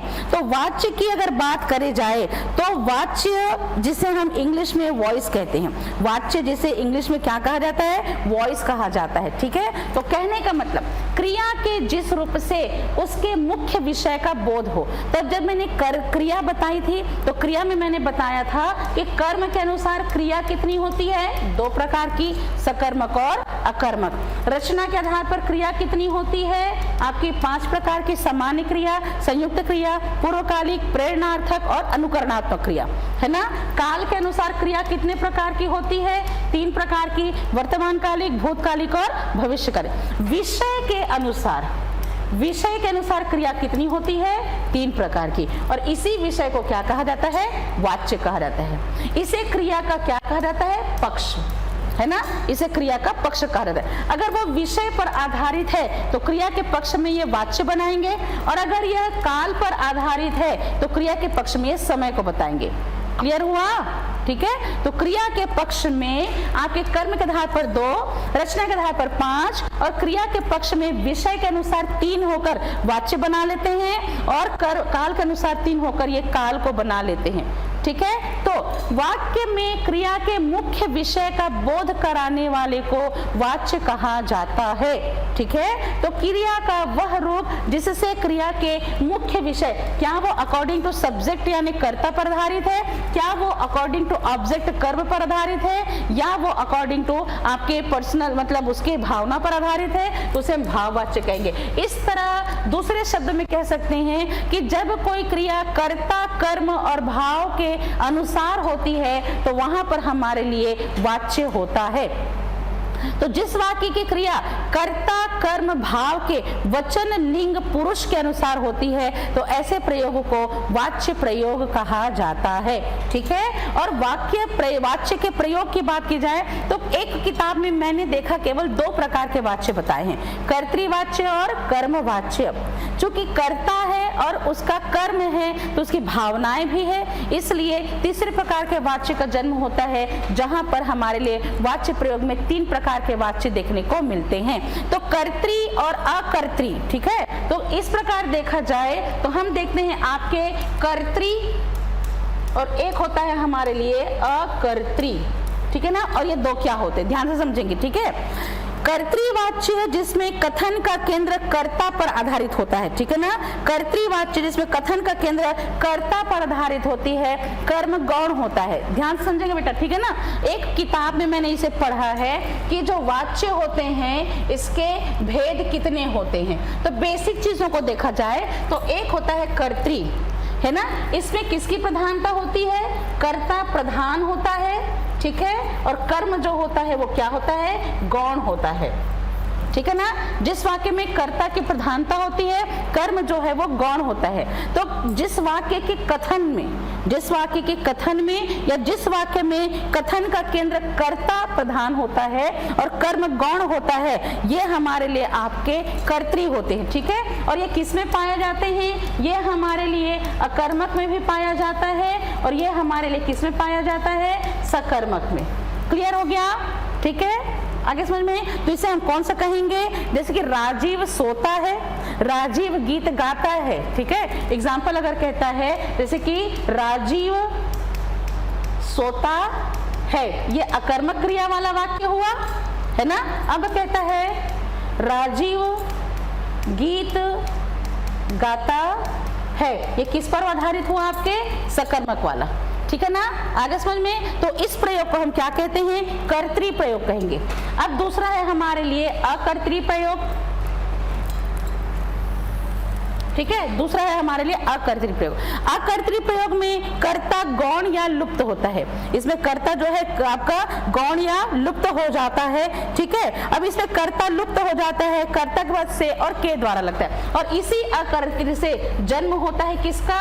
कर्मवाच्य का, ठीक है ना। यहाँ पर क्या होता है?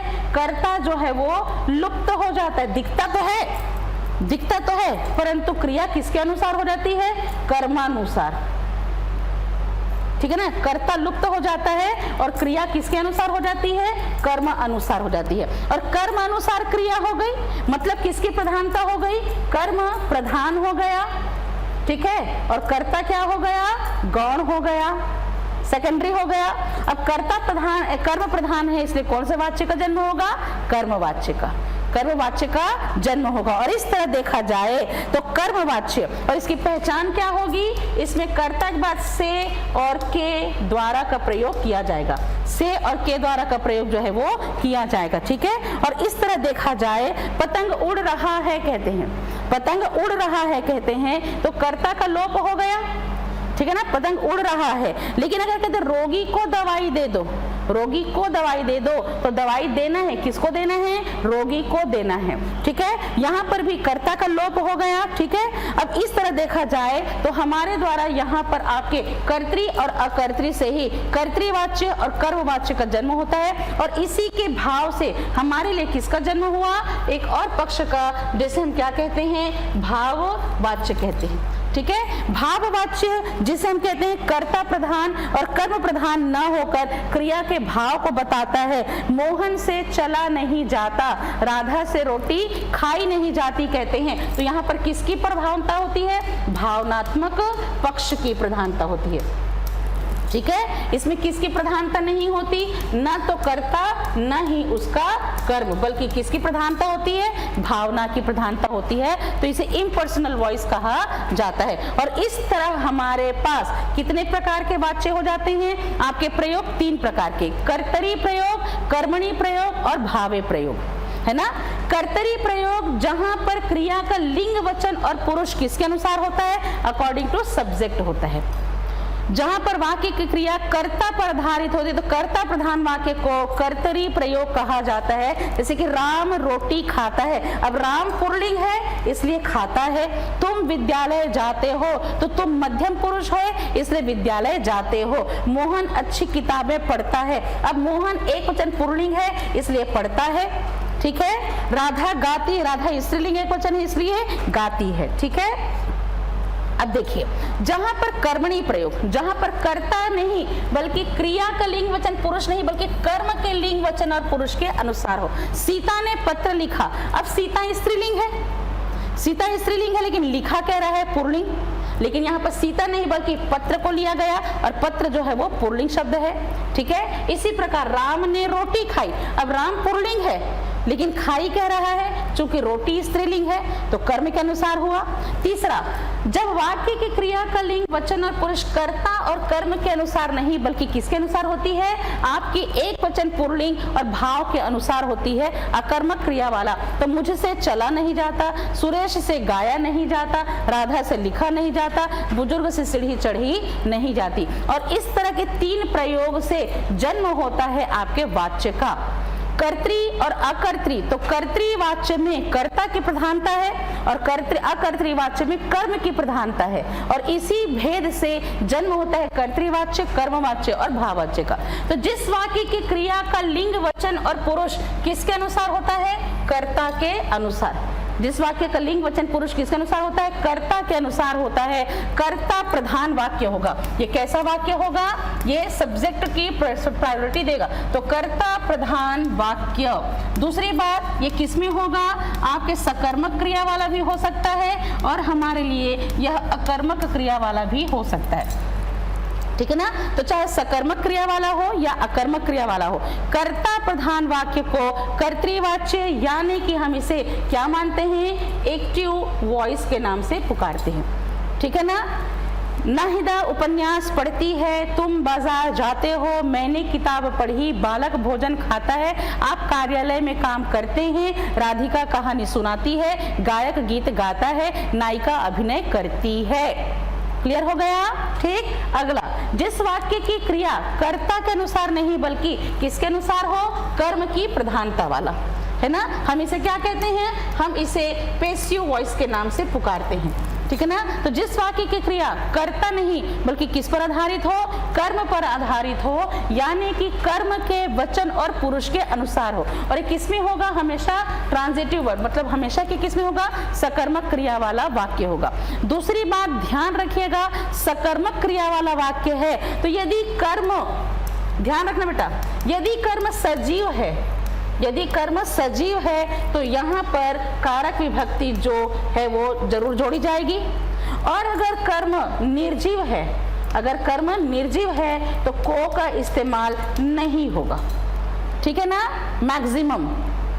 ठीक। दूसरी बात, इसकी सबसे बड़ी पहचान होती है कि हिंदी की प्रकृति के अनुसार कर्ता के तुरंत बाद हम से और के द्वारा का प्रयोग करते हैं और क्रिया भूतकाल वाली हो जाती है, क्रिया जो है वो भूतकाल वाली हो जाती है, ठीक है। तो देखने के अनुसार कह रहे हैं जब संभावना, अशक्यता, कर्ता पर बल, किसी प्रकार के प्रभाव, तो कर्ता प्रधान वाक्य है कर्तृवाच्य और कर्म प्रधान वाक्य को कर्मवाच्य कहा जाता है। इसकी पहचान इंग्लिश में हम बाय लगाते हैं ना, a song was sung by me, A letter was written by me, पत्र मेरे द्वारा लिखा गया, गीत मुझसे गाया गया। वैसे ही हिंदी भाषा के अंतर्गत देखा जाएगा तो ना आपके कर्ता के तुरंत बाद हम द्वारा या से या के द्वारा का प्रयोग करें। नाहिदा के द्वारा उपन्यास पढ़ा जाता है या नाहिदा के द्वारा उपन्यास पढ़ा गया। अब नाहिदा स्त्रीलिंग है पर उपन्यास पढ़ा गया, क्यों? क्योंकि उपन्यास कर्म है जो हमारे लिए आपका पुल्लिंग है ना। राम से रोटी खाई जाती है या राम के द्वारा रोटी खाई गई। अब राम पुल्लिंग है परंतु खाई गई या जाती है कह रहा है, क्योंकि रोटी जो है हमारे लिए स्त्रीलिंग है ना। बच्चे के द्वारा कविता सुनाई गई, अब बच्चा तो हमारे लिए पुल्लिंग शब्द है, बच्चा पुल्लिंग शब्द है, बहुवचन है, परंतु कविता सुनाई गई, क्योंकि सुनाई गई क्यों कहा? क्योंकि कविता स्त्रीलिंग है ना। मोहन के द्वारा कविता लिखी गई, राधा के द्वारा गीत सुनाया गया, तो यहाँ कर्ता नहीं बल्कि वहां पर क्या रह गए? कर्म की प्रधानता। अब गीत पुल्लिंग है ना, इसलिए सुनाया गया। राकेश के द्वारा चिट्ठी लिखी गई, अब चिट्ठी स्त्रीलिंग है इसलिए लिखी गई।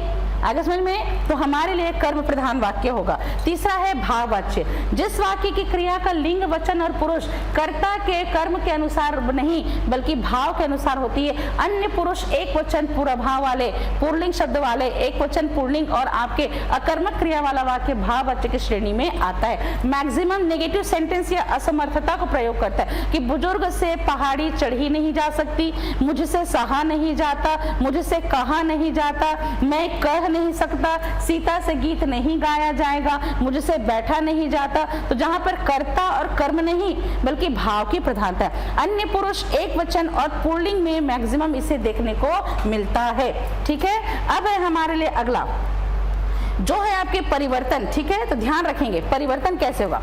अगर वो कर्तृवाच्य है, अगर वो कर्तृवाच्य है तो कर्तृवाच्य को कर्मवाच्य में भी बदल सकते हैं और इसे हम भाववाच्य में भी बदल सकते हैं, ठीक है। कर्तृवाच्य को परिवर्तन करने की बात आ जाएगी तो वाच्य परिवर्तन कैसे होगा कि एक्टिव वॉइस को हम पैसिव और इम्पर्सनल वॉइस में बदल सकते हैं, ठीक है। दूसरा, कर्मवाच्य को केवल हम कर्तृवाच्य में बदल सकते हैं, ठीक है ना। आगे समझ में, जो हमारा भाववाच्य है ना, यह भाववाच्य केवल कर्तृवाच्य में बदला जा सकता है, कर्मवाच्य में नहीं। ठीक है, बिहाइंड द रीजन क्या है, क्योंकि ये सकर्मक वाला और अकर्मक वाला वाक्य होता है, ठीक है ना, सकर्मक और अकर्मक वाला वाक्य होता है, इसलिए कर्तृवाच्य से कर्मवाच्य में इसे बदला जा सकता है और भाववाच्य में बदला जा सकता है। चूंकि ये केवल सकर्मक वाला वाक्य होता है, इसलिए यह कर्तृवाच्य में बदला जा सकता है, भाववाच्य में बदला नहीं जा सकता। अकर्मक क्रिया वाला वाक्य होता है हमारे लिए भाववाच्य, इसलिए संभावना ही नहीं कि कर्म में बदल जाए, इसलिए भाववाच्य को केवल कर्तृवाच्य में बदला जा सकता है। ठीक है, कैसे बदलेंगे तो ध्यान से समझेंगे।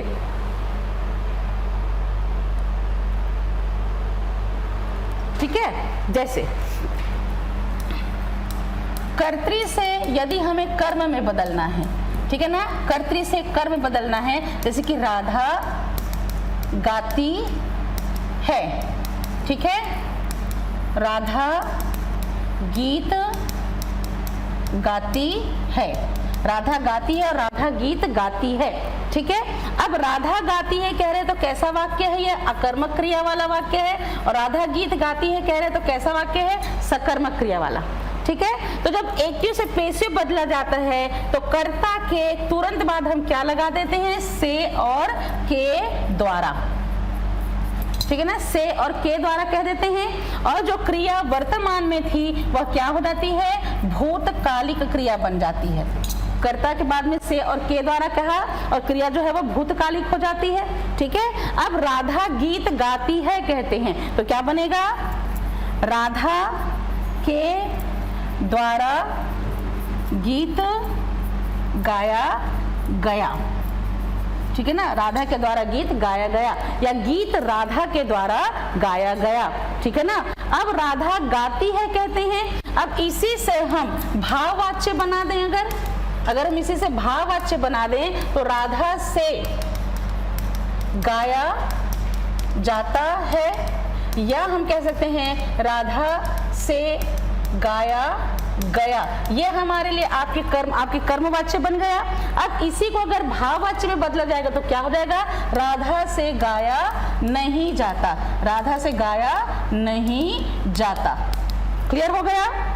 ठीक, तो कर्तृवाच्य से कर्मवाच्य बदलेंगे तो राधा से गाया जाता है या राधा से गाया गया कह रहे हैं, तो यहाँ पर हमारे लिए भाववाच्य और राधा के द्वारा गीत गाया कहते हैं तो कर्मवाच्य का निर्माण होता है। अब इसी को हम कर्म से कर्तृ में बदलते हैं। अगर हम कर्म है उसको किस में बदलते हैं, कर्तृ में, है ना। एक्टिव वॉइस से आपको किस में बदलना, पैसिव वॉइस से किस में बदलना, एक्टिव वॉइस में। अब कहता है राधा के द्वारा रोटी खाई गई, राधा के द्वारा रोटी खाई गई। अब यहाँ पर रोटी कर्म है ना। अब यहाँ जो से और के द्वारा लगा है उसको हटा देंगे, ठीक है, और क्रिया किसके अनुसार हो जाएगी, कर्ता अनुसार। किसके अनुसार हो जाएगी, कर्ता अनुसार। ठीक, और भूतकालिक था किस में बदल जाएगा, वर्तमान में। अब क्या जाएगा, राधा रोटी खाती है, राधा रोटी खाती है। क्लियर हो गया। ठीक, और इस तरह आपके कर्तृ से कर्मवाच्य और कर्मवाच्य से कर्तृवाच्य में बदला जाता है। तो कर्तृवाच्य से कर्मवाच्य में बदलते हैं तो आवश्यकता के अनुसार कर्ता में ने का प्रयोग किया जाता है। वर्तमान और भविष्य काल की क्रिया होती है तो क्रिया कर्ता के अनुसार हो जाएगी। भूतकालिक पर जैसे मुझसे वजन नहीं उठाया जाएगा तो मैं यह वजन उठा नहीं सकता हो जाएगा। इसी प्रकार गीता द्वारा गीत गाया जा रहा है कहते हैं तो कर्तृवाच्य में क्या हो जाएगा, गीता गीत गा रही है। वीणा पत्र लिखती है तो पैसिव वॉइस में क्या बनेगा, वीणा के द्वारा पत्र लिखा गया। ठीक है ना। इसी प्रकार वह पौधा सींचती है तो उसके द्वारा पौधा सींचा जाता है। ठीक है ना। इसी प्रकार मैंने रोटी खाई तो क्या बनेगा, मेरे द्वारा रोटी खाई गई। ठीक है। अगर कहता है वह पत्र लिख रहा है तो क्या बनेगा, उसके द्वारा पत्र लिखा जा रहा है, ठीक है। मैं नहीं पढ़ता कहता है ना, मैं नहीं पढ़ता कहता है तो आपके इम्पर्सनल वॉइस में क्या हो जाएगा, मुझसे पढ़ा नहीं जाता, ठीक है। विनीता खाती है तो क्या बनेगा, विनीता से खाया नहीं जाता। इसी प्रकार वह अब चल नहीं सकती तो उससे चला नहीं जाता, ठीक है। तो एक्टिव पैसिव वॉइस समझ में आया, ठीक है। तो कर्ता के विषय यानी कि क्रिया के विषय का बोध कराने वाले पक्ष को वाच्य कहा जाता है। कर्ता प्रधान वाक्य को कर्तृवाच्य, कर्म प्रधान वाक्य को कर्मवाच्य और भावना प्रधान वाक्य को भाववाच्य कहा जाता है। अब आता है आपका वन वर्ड सब्स्टिट्यूट। इससे संबंधित प्रश्न मैक्सिमम पूछे जाते हैं। वाक्यांशों का एक शब्द क्या होता है कि भाव की, भाषा की सुदृढ़ता और भावों की गंभीरता को, उसके चुस्त शैली के लिए विस्तृत प्रकार के विचारों को जहां कहीं एक संरक्षण दे दिया जाता है तो उसे कहा जाता है आपकी क्या कहा जाता है, वाक्यांशों का एक शब्द। गागर में सागर भरने वाली जो कथन है उसको चरितार्थ करने का काम करता है हमारा आपका वाक्यांशों का एक शब्द। समासिक प्रयोग, तद्धित के प्रयोग, कृदंत के प्रयोग, वाक्यांश या वाक्य के शब्द या एक पद के रूप में इसे संक्षिप्त किया जाता है ना। जस है आनंद जिसके न कहकर दशानन, जिसके पार देखा जा सके कहते हैं तो पारदर्शी, है ना। उसी प्रकार कह सकते हैं जो आकार में छोटा हो तो लाघव कहते हैं, है ना। जो आकार में बड़ा हो तो गौरव कहते हैं, ठीक है ना। तो कहीं ना कहीं समासिक पदों का प्रयोग करने के लिए, तद्धित और प्रत्यय का प्रयोग करने के लिए भी हम इसका इस्तेमाल करते हैं। यह वाक्यांश होता है जो संक्षेप में समासिक पद का भी रूप धारण करता है और लाक्षणिक शब्द भी इसमें प्रयोग किए जाते हैं जो पूरे वाक्य का अर्थ रखता है। तो कहने का मतलब कि समय और मूलभूत आवश्यकताओं की वजह से जब हम विकास परंपरा में आगे बढ़ने लगे तब हमने ये पाया कि समय का सदुपयोग करने से जो विस्तृत और बेहतर रूप में जो पक्ष थे उन सब को समेट कर एक जगह हमने उसको एक नाम दे दिया। इसे अनेक शब्दों का एक शब्द, वाक्य अंशों का एक शब्द, या हम इसे समूह शब्दों का एक शब्द, या हम इसे स्थापन्न शब्द के नाम से जानते हैं। तो जब मुहावरे लोकोक्तियों का समाज में प्रचलन और प्रभाव बढ़ रहा था उसी समय इसका प्रयोग इस्तेमाल के द्वारा समय और आवश्यकता के अनुसार बिखरे हुए रूप को संक्षेपित करने के लिए किया जाने लगा।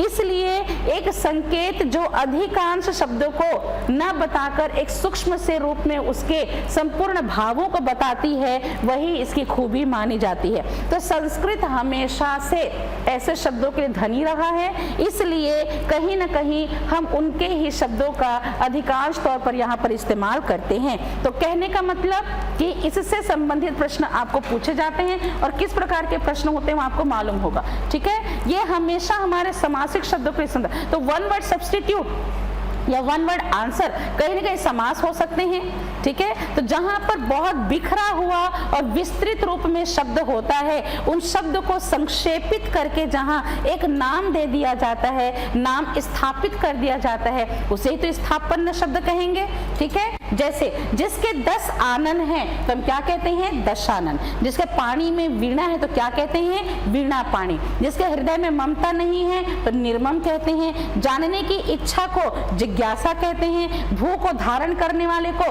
भूधर कहते हैं। जिसके शिखर पर चंद्रमा हो तो चंद्रशेखर, जिसके शिखर पर चूड़ा हो तो चंद्रचूड़, जिसके शिखर पर मौली हो तो चंद्रमौली कहते हैं। इसी प्रकार जिसके समान दूसरा नहीं है तो अद्वितीय। जिसके पार देखा जा सके तो पारदर्शी और न देखा जा सके तो अपारदर्शक। उसी प्रकार जिसकी ग्रीवा सुंदर हो तो सुग्रीव कहेंगे। जिसके 2 पैर है तो द्विपद, 4 पैर है तो चतुष्पद। इसकी भी शर्त होती है। जैसे विलोम शब्द की शर्त है ना कि हिंदी से संबंधित प्रश्न है तो हिंदी से संबंधित जवाब, संस्कृत संबंधित तो संस्कृत के जवाब। वैसे इसके साल में एक बार होने वाला कहेगा तो सालाना, वर्ष में एक बार होने वाला कहेगा तो वार्षिक, 3 महीने का समय तिमाही, 3 मास का त्रैमासिक, 4 मास का चतुर्मास, 6 महीने का छमाही, लेकिन 6 मास का कहता तो 6 मासिक। उसी प्रकार 6 वर्ष का आधा समय कहता है तो अर्धवार्षिक। समझ में, ठीक है ना। 15 दिन का समय कहलाता है पक्ष, 7 दिनों का समय कहलाता है सप्ताह, ठीक है। इसी प्रकार साहित्य की रचना क्या कहलाती है, साहित्यिक। अगर कहता है जिसका निवारण ना किया जा सके तो अनिवार्य, जो नीचे लिखा गया है तो अधोलिखित, जो ऊपर कहा गया है तो ना, जो ऊपर कहा गया कथन है तो उपरोक्त कहेंगे, ठीक है ना। जो आपके कर्तव्य से हट गया है तो कर्तव्यच्युत कहेंगे। इसी प्रकार जो कहा गया है कथित है ना, जिसे कहा ना जा सके अकथनीय, जिसकी भुजाएं घुटने तक लंबी हो तो आजानी बाहु, सिर से लेकर पैर तक कहता है तो अपाद मस्तक, ठीक है। जो बाएं हाथ से काम करता है तो सव्यसाची, हाथ से लिखा हुआ है तो पांडुलिपि, हाथ से लिखा हुआ है तो पांडुलिपि कहते हैं। आलोचना के योग्य है तो आलोच्य कहा जाएगा। उसी प्रकार जंगल में लगने वाली आग दावाग्नि और समुद्र में लगने वाली आग बड़वाग्नि कहलाती है, ठीक है। आगे बात समझ में। अधिक वर्षा हो तो अतिवृष्टि, कम वर्षा हो तो अल्पवृष्टि। युद्ध की इच्छा रखने वाला युयुत्सु, मृत्यु की इच्छा रखने वाला मुमुत्सु कहलाता है, ठीक है। देखने वाली बात है कि द्रुत गमन करने वाले को द्रुतगामी है ना। जो किसी कार्यालय में जिसके चरित्र को पूरी तरह से शुद्ध माना जाए उसे देने वाले पत्र को श्वेत पत्र कहा जाता है, क्लीन चिट जिसको कहते हैं। आगे बात समझ में, ठीक है ना। राजकीय नियमों का उल्लंघन, राजकीय नियमों का उल्लंघन कहलाता है हमारे लिए अपराध, ठीक है ना। लेकिन देश के लिए किया गया उल्लंघन देशद्रोह की श्रेणी में आता है, ठीक है ना। आरी बात समझ में। इसी तरह आपके कम बोलने वाले को मितभाषी, ज्यादा बोलने वाले को बहुभाषी बोला जाता है, ठीक है। जो मांस का आहार खाता है मांसाहारी, जो मांस खाता है उसे आमिष कहते हैं, जो मांस नहीं खाता उसे निरामिष कहा जाता है। शाकाहारी नहीं कहेंगे क्योंकि शाक का आहार खाने वाला को शाकाहारी कहा जाएगा। क्लियर हो गया बेटा, ठीक है। इसी प्रकार जो शास्त्र का ज्ञाता है शास्त्रज्ञ कहेगा, विज्ञान का ज्ञाता है तो विज्ञान वैज्ञानिक कहलाएगा। इसी प्रकार जो भूगर्भ जो है आपके जो भूमि के अंदर की चीजों को जानता है उसे भूगर्भवेत्ता कहते हैं, है ना। जो आकाशीय पिंडों की गणना करता है उसे खगोल शास्त्री कहा जाता है, ठीक है। इसी तरह जिस पर विश्वास किया जाए उसे विश्वस्त कहते हैं, ठीक है ना। उसी रूप में अगर कहा जाए पूजन के योग्य तो पूजनीय हो जाता है। याचना करने वाला याचक बन जाता है, आलोचना करने वाला आलोचक। जो परीक्षा लेता है परीक्षक, जो निगरानी करता है उसे निरीक्षक कहा जाता है, ठीक है। इसी तरह जो परीक्षा में उत्तीर्ण नहीं हुआ उसे हम क्या कहेंगे, अनुत्तीर्ण, ठीक है। कनिष्ठा और मध्यमिका, कनिष्ठा और मध्यमिका के बीच की उंगली अनामिका, कनिष्ठा और मध्यमिका के बीच की उंगली अनामिका, अनामिका और तर्जनी के बीच की उंगली क्या कहलाती है, अनामिका और आपकी तर्जनी के बीच की उंगली मध्यमिका हो गई। मध्यमिका अंगुष्ठ के बीच की उंगली तर्जनी, यानी कि अंगुष्ठ, तर्जनी, मध्यमिका, अनामिका और कनिष्ठा। क्लियर हो गया, ध्यान रखिएगा। अंगुष्ठ इंडेक्स फिंगर को तर्जनी, मिडिल फिंगर को मध्यमिका, रिंग फिंगर को अनामिका और लिटिल फिंगर को कनिष्का कहते हैं। क्लियर। अब अगर ऐसे पूछ दिया जाए तो कि अंगुष्ठ और मध्यमिका के बीच की उंगली तो तर्जनी हो गई, तर्जनी और अनामिका के बीच की मध्यमिका हो गई, ऐसा ध्यान रखिएगा, ठीक है ना। ठीक। अब इसी तरह अगर कह सकते एग्जाम्पल के तौर पर कि जो अविवाहित महिला है उसे अनूढ़ा कहते हैं, जिसका पति जीवित है तो सधवा, पति नहीं है तो विधवा, जिसका पति ने त्याग कर दिया तो परित्यक्ता, तलाकशुदा नहीं, जिसके पति ने उसका त्याग कर दिया है परित्यक्ता कहलाएगी, ठीक है ना। पर्वत के ऊपर की समतल जमीन, भूगोल की भाषा में तो पठार हो सकता है पर उपत्यका कहेंगे, है ना। पर्वत के नीचे की जमीन भूगोल की भाषा में तो घाटी हो सकता है, हम उसे अधित्यका कहेंगे, उपत्यका और अधित्यका, ठीक है। इसी प्रकार देखा जाए तो हम कह सकते हैं एग्जाम्पल के तौर पर जो आदेश एक निश्चित अवधि के लिए लागू हो तो अध्यादेश कहते हैं, है ना। जो निश्चित अवधि के लिए लागू होता है उसे अध्यादेश कहते हैं। जैसे खंडन ना किया जा सके तो अखंडनीय कहा जाएगा। जीतने की इच्छा जिज्ञासा है, जानने की इच्छा जिज्ञासा है, युद्ध का इच्छुक युयुत्सु है, मृत्यु की इच्छा रखने वाला को मुमुक्षु, मोक्ष की इच्छा रखने वाले को मुमुक्षु कहा जाता है, ठीक है। जिस स्त्री के संतान नहीं उसे बंध्या या बांझ कहा जाता है, ठीक है ना। आ रहा समझ में, ठीक। ये सभी है हमारे लिए वन वर्ड सब्स्टिट्यूट जिसको आपको याद करना होगा। क्लियर हो गया। ठीक, अब आपके छोटे छोटे टॉपिक आपने कवर कर लिए। अब यहाँ से पढ़ेंगे हम अगला टॉपिक जो बचा हुआ है, स्पेशली आपका कौन सा जो है हमारे लिए, ये देखिए कितना सारा दिया हुआ है। ठीक है, अब आता है हमारे लिए अगला, इसमें से अविकारी शब्द। ठीक है, अविकारी। अब आपके 4 प्रकार के आपने विकारी शब्द पढ़े थे। इस 4 प्रकार के विकारी शब्द में आपने क्या क्या पढ़ा था? 4 प्रकार के विकारी में नाम बताई थी संज्ञा ने, बदले में आया था सर्वनाम। क्या करते हैं वो? क्रिया। ठीक है ना, करने वाले की विशेषता है उनका विशेषण। इनमें विकार उत्पन्न कराने का कारक था वचन। ठीक है, कारक था हमारा लिंग, एक कारक था हमारा काल और एक कारक था हमारे लिए कारक रचना। ठीक है ना, ये 4 वो पक्ष हैं जिसमें किसी शब्द में विकार उत्पन्न हुआ तो वो विकारी बन गए, और जिसमें विकार उत्पन्न नहीं हुआ उसे अविकारी कहा जाता है, और इसे हम अव्यय शब्द के नाम से पुकारते हैं। ठीक है ना, तो कुछ शब्द ऐसे होते हैं जो वाक्य में पद में जब हम प्रयोग करते हैं वचन, लिंग, काल और कारक के अनुसार बदल जाते हैं, तो ऐसे शब्दों को विकारी शब्द कहा जाता है, जिसमें संज्ञा, सर्वनाम, क्रिया और विशेषण आते हैं। परंतु कुछ शब्द ऐसे होते हैं जिस पर वचन, लिंग, काल, कारक का कोई प्रभाव नहीं पड़ता, कोई परिवर्तन उत्पन्न नहीं होता, ऐसे शब्द को अव्यय या अविकारी शब्द कहा जाता है, जो हर परिस्थिति में अपने मौलिक रूप में बने होते हैं। चूंकि इसका कोई रूपांतर या परिवर्तन नहीं होता, कोई खर्च नहीं होता, इसलिए इसे हम ऐसे शब्द को अविकारी या इस शब्द को अव्यय शब्द कहा जाता है। क्योंकि इसका खर्च नहीं होता इसलिए इसे अव्यय कहा जाता है। जब तब, अभी, यहाँ, वहाँ, जहाँ अगर कहता है तो सब हमारे लिए अव्यय शब्द की श्रेणी में आते हैं।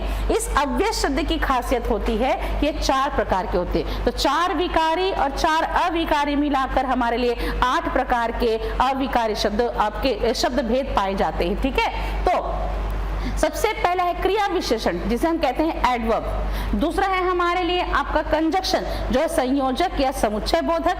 तीसरा है प्रीपोजिशन, जो है संबंध बोधक। और चौथा है विस्मयादि बोधक, जिसे इंटरजेक्शन कहा जाता है।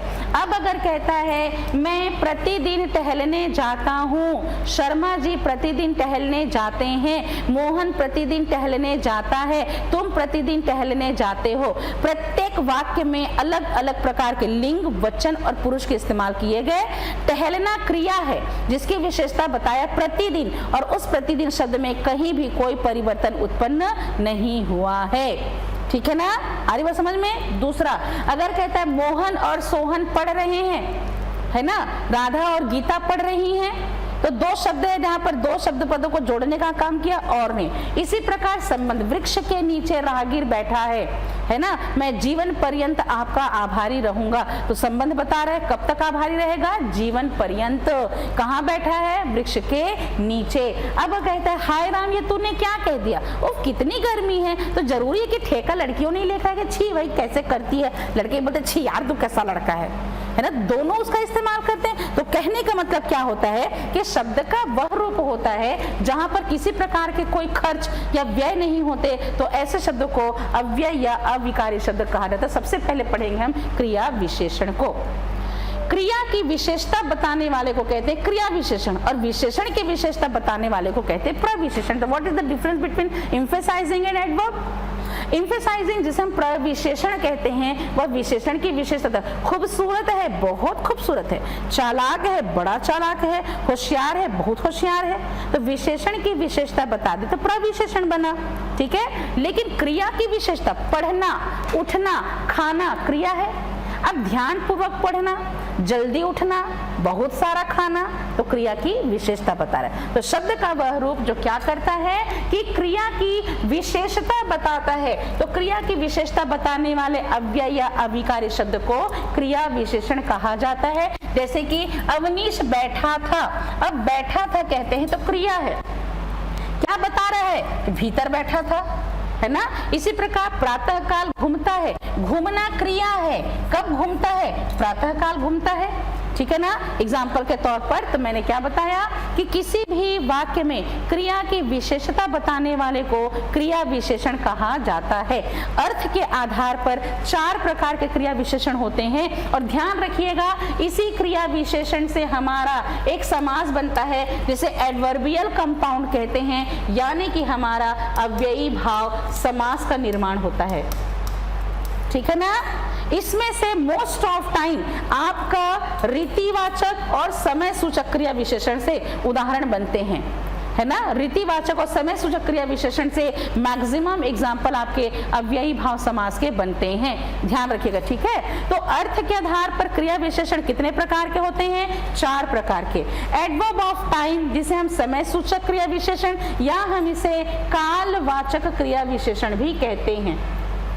ठीक है। दूसरा है स्थानवाचक क्रिया विशेषण, इसे हम एडवर्ब ऑफ प्लेस कहते हैं। ठीक है। तीसरा होता है एडवर्ब ऑफ मैनर्स जिसे हम रीतिवाचक क्रिया विशेषण कहते हैं। चौथा होता है परिमाणवाचक जिसे हम एडवर्ब ऑफ क्वांटिटी के नाम से पुकारते हैं।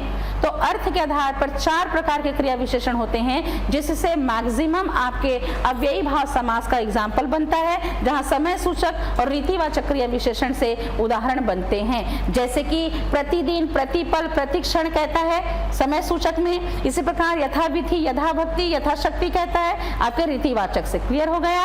ठीक। अगली बात कि समय सूचक क्रिया विशेषण क्या होंगे। तो समय सूचक क्रिया विशेषण अगर देखा जाए तो क्या कहता है कि जिस अव्यय के द्वारा क्रिया के होने वाले कार्य के समय का बोध हो। अगर किसी क्रिया की विशेषता समय के अनुसार बताए, अकॉर्डिंग टू टाइम पीरियड अगर उसकी क्वालिटी बताता है, तो किसी भी क्रिया की विशेषता अगर समय के आधार पर बताता है तो उसे समय सूचक क्रिया विशेषण कहा जाता है। इसे कालवाचक क्रिया विशेषण भी कह सकते हैं। मैं प्रतिदिन टहलता हूँ, मैं सुबह से रात तक काम करता हूँ, वह दिन भर घास छिलता रहा कहता है। इसी प्रकार कह सकता है लता अभी नहीं आई, पानी लगातार बरस रहा है, वह कब आया मुझे पता नहीं चला, ऐसी बात सदा से होती चली आई है। तो इसमें काल के लिए 3 प्रकार के प्रयोग होते हैं। इसे हम देखे जाएं तो पुण्यता बोधक भी कहते हैं। ठीक है। अब देखिए हम क्या करते हैं, हम समय बताते हैं, पर्टिकुलर हम एक टाइम पीरियड बताते हैं, आज, कल, परसों, अब, तब, जब, कब, अभी, तुरंत, है ना। ये पर्टिकुलर टाइम बताता है ना। आजकल कहता है, अब, तब, जब, कब कहता है। कभी कभी ये टाइम पीरियड में एक स्लॉट बताता है, अवधि, यानी कि हमेशा, सदा, नित्य, लगातार, दिन भर, रात भर, पल भर, क्षण भर कहता है। कभी कभी हम रिपीटेशन मोड में ले आते हैं, बारंबारता पुनः, तो बहुधा, कई बार, हर बार, बार, प्रतिदिन, प्रतिपल, प्रतिक्षण कहते हैं, क्षण क्षण कहते हैं। तो ये हमारे लिए आपके बनाते हैं। ठीक है। अगर कहता है आजकल तेरे मेरे प्यार के चर्चे हर जबान पर, ठीक है। इसी प्रकार कहता है आजकल मैं अपने आप को सुधार रहा हूं, या कह सकते एग्जाम्पल के तौर पर कह सकते हैं एग्जाम्पल में, जैसे कहते हैं एग्जाम्पल कि पल पल, क्षण क्षण मैं तुम्हारी राह देखता हूं, पल पल, क्षण क्षण मैं तुम्हारी राह देखता हूं कहता है। प्रति वर्ष इस नदी में बाढ़ आ जाती है कहता है। ठीक है। सदा से यह बात होती चली आई है कहता है। मैं हमेशा ही ऐसी मेहनत का कार्य करता हूं कहता है। तो अकॉर्डिंग टू टाइम पीरियड है तो समय सूचक क्रिया विशेषण बनाता है। क्लियर हो गया। ठीक है। अब आता है हमारे लिए अकॉर्डिंग टू प्लेस, यहाँ वहां, जहां तहां, कहां, अंदर बाहर भीतर, इधर उधर, जिधर किधर, ऊपर नीचे, दाएं बाएं, उत्तर दक्षिण पूरब पश्चिम। तो जहां पर स्थान बता रहे हैं, मैं बैठा हूं, मैं भीतर बैठा हूं। इसी प्रकार कह सकता है एग्जाम्पल के तौर पर अवधेश जाते हुए दाईं ओर मुड़ गया, आधे अंधा, दायां मोड़ अंधा है। इसी प्रकार कह सकते हैं पिताजी घर पर नहीं है, बाहर गए हैं, ठीक है ना, बाहर चले जाओ कहता है। तो कहने का मतलब कि जहां पर स्थान की विशेषता है क्रिया में उसे स्थानवाचक क्रिया विशेषण कहेंगे। क्लियर हो गया। अब होता है मैनर्स। ठीक है। तो मैनर्स की बात, तो इसमें जितने भी मैंने बताया ना कि जितने भी स्थान की विशेषता है, अन्यत्र कहता है, ठीक है ना, यहाँ वहां, जहाँ निकट, करीब, दूर, पास, दाएं बाएं, सब हमारे लिए स्थान की विशेषता बताएगा। अगला कहता है रीति। रीति का मतलब होता है कार्य करने का ढंग, तरीका या कायदा। कार्य करने का ढंग, तरीका या कायदा कहता है। तो जिसमें कार्य करने का किसी भी प्रकार का प्रकार, निश्चय, अनिश्चय, स्वीकार, कारण सभी का बोध हो। अब पढ़ता है, पर कैसा पढ़ता है वो? ध्यान पूर्वक। मेरी बात मानेगा, कैसे मानेगा? अवश्य मानेगा, ठीक है ना। तो यहाँ पर हमारे लिए आपके रीतिवाचक होते, जैसे कि प्रकार, ऐसा वैसा जैसा तैसा कैसा, ध्यान से, प्यार से, शीघ्रता से, जल्दी जल्दी, फटाफट, तुरंत, हौले हौले, धीरे धीरे, है ना, यथाशक्ति, यथा भक्ति, भली भांति, परस्पर, फटाफट, तुरंत, फौरन, तुरंत जाओ फौरन आओ, है ना, यथाशक्ति दान करो, है ना, यथा भक्ति आराधना करो। अगर कहता है चलो सामान को सरकार ने मदद करो, इस प्रकार नहीं, उस प्रकार, है ना, इस प्रकार नहीं बल्कि उस प्रकार कहता है। निश्चय है, वस्तुतः वह मेरी बात मानेगा, निस्संदेह तुम्हारे बात में कोई शंका नहीं है, शायद मैं तुमसे कभी कुछ न कह सकूं, इस प्रकार अवश्य आना सरासर झूठी बात है, इसी प्रकार दरअसल मेरी बात है, निषेधात्मक न, नहीं, मत, कभी, कारण, क्यों, क्योंकि, इसलिए, स्वीकार है, हाँ, जी, ठीक, सच, वास्तव में, अवधारणा, मात्र, ये सभी हमारे लिए कार्य करने का तरीका की श्रेणी में आता है, ठीक है ना। धीरे धीरे कहो, कोई सुन ना ले। इसी प्रकार कह सकते हैं तुम यहाँ क्यों नहीं आए, आप कह सकते आप यहाँ आए किस लिए, आपने बुलाया इसलिए, आए हैं तो काम भी बताइए, है ना। तो इसी प्रकार राधा सरासर झूठ कह रही है ना। इसी प्रकार कह सकते हैं कृपया शांति बनाए रखें, है ना। तो सब हमारे लिए एडवर्ब ऑफ मैनर्स होते हैं। अब आते हैं हमारे लिए क्वांटिटी, मतलब कि मात्रा। अगर किसी क्रिया की विशेषता जहां उसकी मात्रा निश्चित है या अनिश्चित है, अगर उसका बोध कराता है, जिसमें हम परिमाण की बात करते हैं, तो हमारे लिए परिमाणवाचक क्रिया विशेषण बन जाता है। वह बहुत खाता है और पड़ा रहता है ना। कितना खाता है? बहुत खाता है। बच्चा जरा सा खाता है, ठीक है, मैं बहुत सारा खाऊंगा, ठीक है, उसके काम शीघ्रता से पूर्ण हो गए, है ना। तो जहां पर वो मात्रा बता रहा है, परिमाण बता रहा है, तो परिमाणवाचक क्रिया विशेषण का प्रयोग किया जाता है, ठीक है। अगर कहते इतना ना मुझसे तू प्यार जता कि मैं एक बादल आवारा, तो कितना जताना है? इतना नहीं जताना है, इतना प्यार नहीं जताना है, ठीक है। इसी प्रकार कह सकता है कि उतना ही खाओ जितना पचा सको, उतनी ही बात बोलो जितनी तुम्हारी समझ है ना। उसी प्रकार कह सकते हैं बच्चा जरा सा खाता है और पहलवान ढेर सारा खाता है, तो इतना, उतना, जितना, कितना, थोड़ा, कम, ज्यादा, लगभग, जरा सा, तनिक, है ना। इसी प्रकार देखा जाए तो सब हमारे लिए आपकी विशेषता बताते हैं मात्रा के अनुसार। मात्रा के अनुसार में अधिकता है, मात्रा के अनुसार में कमी है, तुलना है, पर्याप्त का बोध है और आपकी श्रेणी का बोध है। अब पर्याप्त में कहते हैं ना बस इतना हो जाएगा, पर्याप्त में कहते हैं इनफ, काफी है इतना, मैं इतना ही खाऊंगा, तो पर्याप्तता का बोध है ना। इसी प्रकार तुलना है, जितना खाओ उतना ही पचाओगे, ठीक है। न्यूनता है, थोड़ा थोड़ा खाया करो, है ना, ज्यादा ज्यादा नहीं खाना चाहिए। अधिकता है, अधिक से अधिक हमें इतना ही खाना चाहिए। तो कहीं ना कहीं क्रिया की क्या बता रहा है? विशेषता। तो कहने का मतलब है कि संस्कृत के अंतर्गत हम जितने भी शब्द इस्तेमाल कर रहे हैं, कभी कभी संस्कृत के शब्दों को ले आते हैं, जैसे कि हम पूर्वक लगा देते, प्रेम पूर्वक, श्रद्धा पूर्वक कहते हैं। इसी प्रकार वश लगा देते, कमोवश कहते हैं। इसी प्रकार देखा जाए तो हम ये आपके आ लगा देते हैं, जैसे कि सर्वदा, है ना। इसी प्रकार सर्वथा, अनुसार, भाव अनुसार, शक्ति के अनुसार लगा देते हैं। इसी प्रकार देखा जाए तो सर्वत्र, सर्वथा, पूर्ववत, कदाचित, मानव मात्र, ऐसे शब्द का भी प्रयोग जो है हमारे द्वारा किया जाता है। कभी कभी हम देखते हैं तो हम लगा देते हैं तक, है ना। तक का प्रयोग संक्षेप में कल का, आज तक, दौड़कर, देखकर, ये सारे शब्द का प्रयोग भी हम इस्तेमाल के तौर पर यहाँ पर करते हैं। तो अर्थ के आधार पर 4 प्रकार के क्रिया विशेषण होते हैं, लेकिन क्रिया विशेषण जो है वो रूप के आधार पर कितने प्रकार के होते हैं? रूप के आधार पर 2 प्रकार के होते हैं। एक होता है अपने मूल रूप में और एक होता है अपने यौगिक रूप में।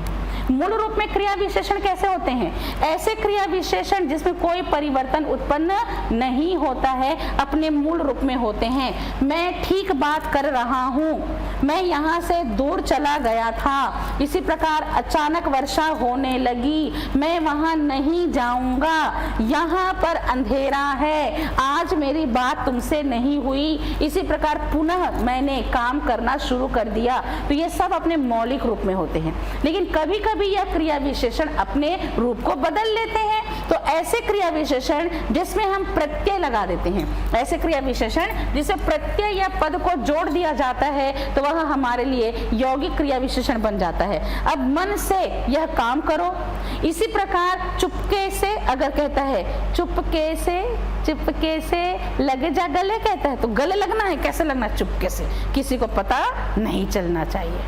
ठीक है। उसी प्रकार भूल से मैं गलती कर बैठा, मैं वहां देखते हुए जा रहा था पर मैं गिर गया। इसी प्रकार यहाँ तक, झट से, वहां पर, रात भर, हर बार, बारी बारी, ये ऐसे हैं जहां दो शब्दों को जोड़ रहा है या तो एक शब्द के साथ में कोई प्रत्यय जोड़ रहा है और अपना एक फॉर्मेशन नया बना ले रहा है, तो यौगिक क्रिया विशेषण होते हैं। यौगिक क्रिया विशेषण बनाने के लिए हम क्या करते हैं? यौगिक क्रिया विशेषण बनाने के लिए कभी कभी संज्ञा शब्द को द्विरुक्ति और भिन्न शब्द के साथ में जोड़ते हैं। अब देखिए, संज्ञा शब्द का रिपीटेशन मोड ले गया तो घड़ी घड़ी मोरा दिल धड़के कहता है, तो घड़ी घड़ी में कौन सा समास है? अव्ययी भाव समास है। पल पल कहता है तुम दिल के पास रहती हो, तो पल पल, क्षण क्षण कहता है ना। उसी प्रकार देखा रहे तो बीचों बीच, हाथों हाथ, रातों रात कहता है, तो अव्ययी भाव समास बनता है। ठीक है। कभी कभी सर्वनामिक शब्द, सर्वनामिक शब्द में देखिए यह वह जो कौन, ये अपने मूल रूप में है। इसी सर्वनामिक शब्द से समय सूचक में यह से बना अब, जो से बना जब, कौन से बना कब, है ना। समझ में? अब अगर ये स्थान है तो यहाँ वहाँ बना, वहाँ बना, जहाँ बना, कहाँ बना। अब अगर ये रीति है तो ऐसा वैसा, जैसा तैसा बना, और अगर मात्रा है तो इतना उतना, जितना कितना बना। तो सर्वनामिक शब्द को हमने विकारी क्यों कहा था? कि सर्वनामिक शब्द जब संज्ञा के बदले पहले आकर विशेषता बता रहा है तो सर्वनामिक विशेषण हो जाता है। वैसे ही अगर ये कार्य करने के समय, स्थान, आपके जो परिमाण है और आपका जो आपका समय है, इसको बता तो समय, स्थान, परिमाण और रीति को बताता है, तो यही सर्वनामिक शब्द क्रिया विशेषण के तौर पर स्थानवाचक, परिमाणवाचक, रीतिवाचक और समय सूचक क्रिया विशेषण को बनाते हैं। ठीक है। कभी कभी हम क्या करते हैं? विशेषण शब्द को एक एक, दो दो, 10 10, 20 20, तेज तर्रार, अच्छे अच्छे, पहले पहल कहते हैं। क्रिया से खाते पीते जिंदगी निकल गई, दौड़ते भागते मैं यहाँ पर आया हूँ, गिरते मरते मैं ये काम किया हूँ, है ना। हंसते गाते कहते हैं ना, आते जाते हंसते गाते सोचा था मैंने मन में कई बार। ठीक है। इसी प्रकार कहता है क्रिया विशेषण। अब क्रिया विशेषण में देखिए, इससे भी तो हमारे लिए एडवर्बियल कंपाउंड बनता है। धीरे धीरे में कौन सा समास है? तो हम कहते हैं अव्ययी भाव समास है। जहां तहां, कब कब, आस पास, है ना, भीतर भीतर, जब जब कहता है। ठीक है ना। धीरे धीरे, हौले हौले कहता है ना। ये दो भिन्न क्रिया विशेषण में हम ना लगा देते हैं, है ना। कभी न कभी, कहीं न कहीं, किसी न किसी, ऐसा कह के भी क्रिया का करते हैं कि कभी न कभी किसी से मुलाकात होगी, है ना। किसी न किसी से मेरी बात और चर्चा होगी। अनुकरणात्मक शब्द है ना। पट पट, है ना, तड़ातड़ मारा है उसको, रटारट पड़ा है पर उसको, है ना, सटासट बोलते हैं ना। तो हम कभी साउंडिंग इफेक्ट से भी धड़ाधड़ गाड़ी चली गई, धड़धड़ाती हुई चली गई, है ना। तो अनुकरण कर लिया। संज्ञा और विशेषण एक साथ, एक बार, दो बार। अव्यय शब्द से प्रतिदिन, यथाक्रम, अनजाने। पूर्वकालिक कृदन यानी कि हम कर, देख कर बताओ, सोच कर बताओ, चख कर बताओ। इसी प्रकार कह सकते हैं बहुत कर, मुख्य कर और एक एक कर, ये सब हमारे लिए बताते हैं। और तीसरा होता है आपके स्थानीय क्रिया विशेषण। ठीक है। तो अपना मूल रूप में हुआ, दूसरा यौगिक रूप में हुआ। तो यौगिक रूप में बनाने के लिए मैंने पूरा फॉर्मेट बता दिया कि किस किस प्रकार से यौगिक क्रिया विशेषण बनेगा। और तीसरा होता है स्थानवाद। अब स्थानीय क्रिया विशेषण को कारण क्रिया विशेषण कहते हैं। ऐसी क्रिया विशेषण जो बिना रूपांतर के किसी विशेष स्थान में रख दिया जाता है। तो जब कोई संज्ञा और विशेषण के शब्द को, जब किसी संज्ञा और विशेषण के शब्द को, ध्यान रखिएगा, जब किसी संज्ञा या विशेषण के शब्द को क्रिया से पहले रख दिया जाता है। जब किसी संज्ञा या विशेषण के शब्द को क्रिया से पहले क्या दिया गया? स्थान दिया गया। स्थान देने की वजह से क्रिया के पहले आ रहा है, इसलिए क्या बन जाता है? ये क्रिया विशेषण का काम करने लगता है। ध्यान से समझिएगा मैं क्या बता रही हूँ। ऐसे क्रिया विशेषण जो बिना किसी परिवर्तन के किसी विशेष स्थान में आते हैं उसे स्थानीय क्रिया विशेषण कहा जाता है। जो शब्द किसी कारण या उद्देश्य को पूरा करने के लिए जो शब्द किसी कारण या उद्देश्य को पूरा करने के लिए विशेषण के तौर पर क्रिया के पहले रख दिया जाता है, चाहे वो संज्ञा हो या विशेषण।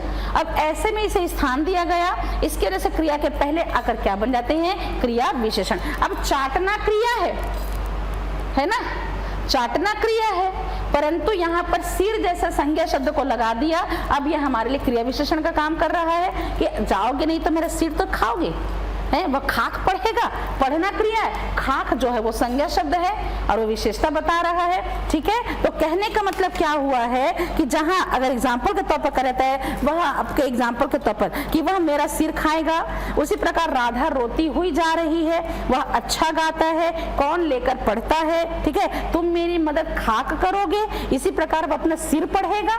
तो जब किसी संज्ञा और विशेषण के शब्द को क्रिया से पहले किसी उद्देश्य की पूर्ति के लिए रख दिया जाता है तो स्थान प्राप्त करके वो स्थानीय क्रिया विशेषण बनाते हैं। ठीक है, दूसरी बात, प्रयोग के आधार पर क्रिया विशेषण को कितने प्रकार से इस्तेमाल होता है। अभी देखिए, दो आधार पर क्रिया को पढ़ा है आपने, दो आधार पर आपने क्रिया विशेषण को पढ़ा है, ठीक है ना। एक आधार पढ़ा आपने अर्थ के आधार पर और एक आपने पढ़ा रूप के आधार पर। अब हम कितने प्रकार से क्रिया विशेषण का प्रयोग करते हैं। प्रयोग के आधार पर हम क्रिया विशेषण का प्रयोग साधारण रूप में करते हैं और इसे साधारण क्रिया विशेषण कहा जाता है ना। जब हम प्रयोग के आधार पर क्रिया विशेषण की बात करें तो साधारण तौर पर प्रयोग होकर साधारण क्रिया विशेषण होता है, मतलब कि सामान्य तौर पर किसी भी क्रिया की विशेषता बताने के लिए प्रयोग हो रहा है तो साधारण क्रिया विशेषण कहलाएगा कि हाय अब मैं क्या करूं, बेटा जल्दी आओ, कहता है मैं ध्यान पूर्वक पढ़ता हूँ। अगर कहता है बच्चा जरा सा खाता है, मैं ना है ना मेरे पिताजी मेहनत करते हैं, कहता है, तो सामान्य में साधारण क्रिया विशेषण कहलाता है जहाँ उसका प्रयोग है। दूसरा होता है कि अनुबद्ध। अनुबद्ध क्रिया विशेषण क्या होते हैं, जिस क्रिया विशेषण का प्रयोग किसी निश्चित अवधारणा के लिए किया जाता है ना। यह तो बड़ी विचित्र बात है पर कैसा है, बड़ी विचित्र बात है। इसी प्रकार मैंने इसे देखा तक नहीं, है ना। तो जहां पर किसी निश्चितता का बोध हो, किसी अवधारणा या निश्चितता का बोध हो, तो वहां हमारे लिए आपकी हो जाती है अनुबद्ध क्रिया विशेषण। ठीक है, कि यह वो तो कह सकते हैं कि यह तो किसी ने धोखा ही दे दिया। इसी प्रकार कह सकते हैं एग्जाम्पल के तौर पर, यह बात मुझे पहले से ही मालूम थी। लेकिन संयोजन क्या होता है, जहां पर एक संयोजक का काम करता है, ठीक है, जहां पर क्रिया विशेषण वाक्यों को जोड़ने का काम करता है। तो जब हमारे द्वारा बनाया जाता है कॉम्प्लेक्स सेंटेंस यानी कि मिश्र वाक्य, जब मिश्र वाक्य का निर्माण किया जाता है तो एक प्रधान वाक्य से उपवाक्य को जोड़ा जाता है। तो जब कोई क्रिया विशेषण का संबंध किसी कथन में संयोजन यानी कि संयोजक के तौर पर किया जाता है तो उसे संयोजक क्रिया विशेषण कहते हैं। जहां न पहुंचे रवि वहां पहुंचे कवि। अब जहां कह रहा है और आपका वहां कह रहा है तो स्थानवाचक क्रिया विशेषण है, लेकिन इसका प्रयोग सेंटेंस को एडिशन करने के लिए किया जा रहा है, ठीक है ना। उसी प्रकार जहां अभी समुद्र है कभी वहां जंगल था, तो यहाँ भी जहां कह रहा है तो स्थानवाचक क्रिया विशेषण है, वहां कह रहा है तो स्थानवाचक है। लेकिन जहां किसी वाक्य में प्रधान और उपवाक्य को जोड़ने के लिए, तो ऐसे क्रिया विशेषण जो वाक्यों को जोड़ने के लिए संयोजक के तौर पर काम करते हैं उसे संयोजक क्रिया विशेषण या संयोजन क्रिया विशेषण कहते हैं। और इसका इस्तेमाल मैक्सिमम आपके मिश्र वाक्य में किया जाता है। अगला आता है हमारे लिए आपका एक ऐसा प्रयोग, ध्यान से समझेंगे कि जैसे अगर हम कहते हैं आपके अब और अभी दोनों में क्या अंतर होता है। अब कहता है तो अब है जो वर्तमान समय की निश्चितता बताता है, अब क्या करोगे, है ना। उसी प्रकार अगर देखा जाता है तो अभी का मतलब होता है तुरंत, जैसे कि अब तुम जा नहीं सकते, अब आप क्या करोगे। लेकिन अगर अभी कहता है तो मैं अभी आया हूँ, अभी 5 बजे हैं, ठीक है। इसी प्रकार अगर देखा जाए कहाँ और कहीं, तो कहाँ और कहीं स्थानवाचक क्रिया विशेषण है, लेकिन कहाँ का मतलब होता है किसी निश्चित स्थान और कहीं का मतलब होता है अनिश्चित स्थान। कहाँ जाओगे मतलब कोई तो निश्चित होगा जहाँ जाओगे, है ना। तो अगर कहता है कहाँ जाओगे या वह कहाँ गया है तो निश्चितता है, मैं कहीं भी चला जाऊंगा तो निश्चित नहीं है। क्लियर हो गया, ठीक है। तो ये हमारे हुआ आपके क्रिया विशेषण। तो अर्थ के आधार पर 4 प्रकार की और आपके रूप के आधार पर 3 प्रकार की और प्रयोग के आधार पर भी हमारे लिए कितने प्रकार के होते हैं, 3 प्रकार के क्रिया विशेषण होते हैं, क्लियर हो गया, ठीक है। अब आता है संबंध बोधक। संबंध बोधक क्या होते हैं? जो अव्यय किसी संज्ञा के बाद आकर दूसरे पदों से उसका संबंध जोड़ने का काम करता है। तो संज्ञा के बाद आकर दूसरे पदों से संबंध जोड़ने वाले तत्व को हम संबंध बोधक अव्यय या प्रीपोजिशन के नाम से पुकारते हैं, ठीक है ना। जब ये संज्ञा के बाद आ रहे हैं तभी संबंध बोधक है। अगर संज्ञा के बाद नहीं आ रहा है तब तक वो क्रिया विशेषण का शब्द होगा। ध्यान समझिएगा, संज्ञा यदि नहीं होती है तो वो शब्द क्रिया विशेषण होते हैं, लेकिन संज्ञा के बाद आ जाता है तो संबंध बोधक बन जाते हैं। तो संज्ञा और सर्वनाम के तुरंत बाद आकर दूसरे पदों से संबंध जोड़ने वाले पक्ष को संबंध बोधक अव्यय या संबंध बोधक अविकारी शब्द कहा जाता है। इस संबंध बोधक अव्यय की खासियत होती है कि संबंध बोधक के तौर पर हम का, के, की, उसी प्रकार रा, रे, री का प्रयोग जो है वो करते हैं, ठीक है ना। अब संबंध बोधक में अगर वो संज्ञा शब्द है तो हम क्या कहते हैं? राम का, या हम कहते हैं वृक्ष के, ठीक है ना, राम का या वृक्ष के कहते हैं। सर्वनामिक शब्द है तो हम क्या कहते हैं? इसका, या हम कहते हैं इसके, ठीक है। सर्वनामिक शब्द है तो हम क्या कहते हैं? मेरा, या हम कहते हैं हमारा। क्लियर हो गया। इसके तुरंत बाद हम शब्दों को लिखते हैं, ठीक है। अब अगर कहता है धन के बिना किसी का काम नहीं चल सकता, अब धन जो है पदार्थवाचक संज्ञा है, उसके तुरंत बाद आया के बिना, है ना, किसी का काम नहीं चल सकता। आप कह सकते नौकर गांव तक गया, अब गांव जो है वो जातिवाचक संज्ञा है, तक गया कह रहा है, संबंध बताने लग गया। तो जो समय सूचक, रीतिवाचक, परिमाणवाचक और स्थानवाचक क्रिया विशेषण है, जब तक वो क्रिया की विशेषता बता रहे हैं तब तक वो क्रिया विशेषण के शब्द हैं। लेकिन अगर यही शब्द संज्ञा और सर्वनाम के बाद आ जाते हैं और दूसरे शब्दों से उसके संबंध बताने लगते हैं तो संबंध बोधक या प्रीपोजिशन कहलाता है। तो क्रिया की विशेषता के साथ साथ यदि संज्ञा और सर्वनाम के साथ में संबंध बताने लगता है तो संबंध बोधक अव्यय होते हैं, अन्यथा वो अगर केवल क्रिया की विशेषता बता रहा है तो क्रिया विशेषण कहलाएगा। खुशी के मारे वह तो रो पड़ा, इसी प्रकार बालक चांद की ओर देख रहा है, ठीक है। इसी रूप में कह सकते हैं मैं विद्यालय तक गया।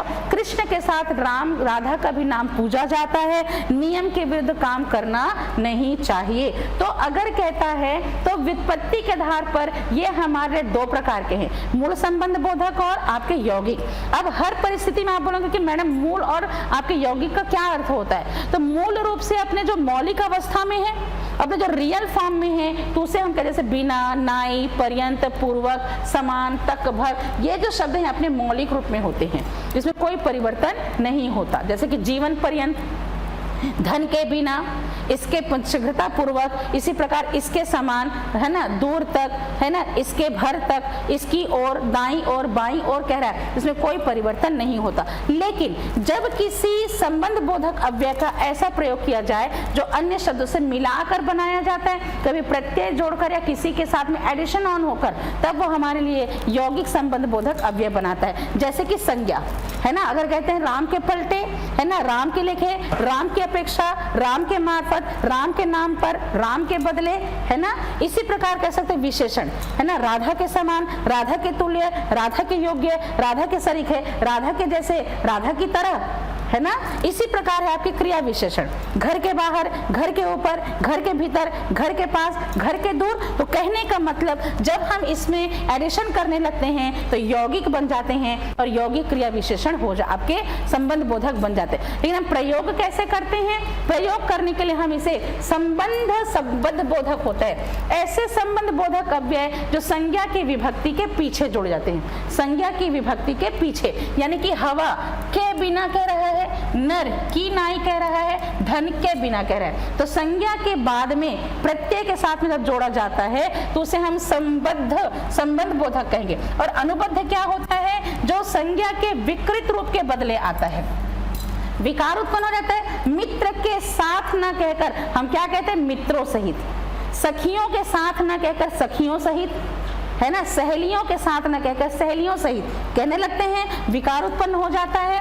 किनारे तक सखियों सहित कटोरे भर पुत्रों समेत, पुत्र के साथ ना कहकर हम क्या कहने थे, विकार उत्पन्न में पुत्रों समेत, तो ये हमारे लिए अनुबंध संबंध बोधक बन जाते हैं। और इस आधार पर देखिए समय सूचक क्रिया विशेषण था, स्थानवाचक था, स्थान में दिशा थे, कार्य करने का तरीका था, उद्देश्य था, विषय था, व्यतिरेक था। इन सभी भाव में हम देखें तो ये जब तक क्रिया की विशेषता बता रहा है, जैसे कह रहा है, जैसे कि एग्जाम्पल के तौर पर कह रहा है, जैसे कि दाएं, मैं दाईं ओर की कतार में बैठा था, तब क्रिया विशेषण है।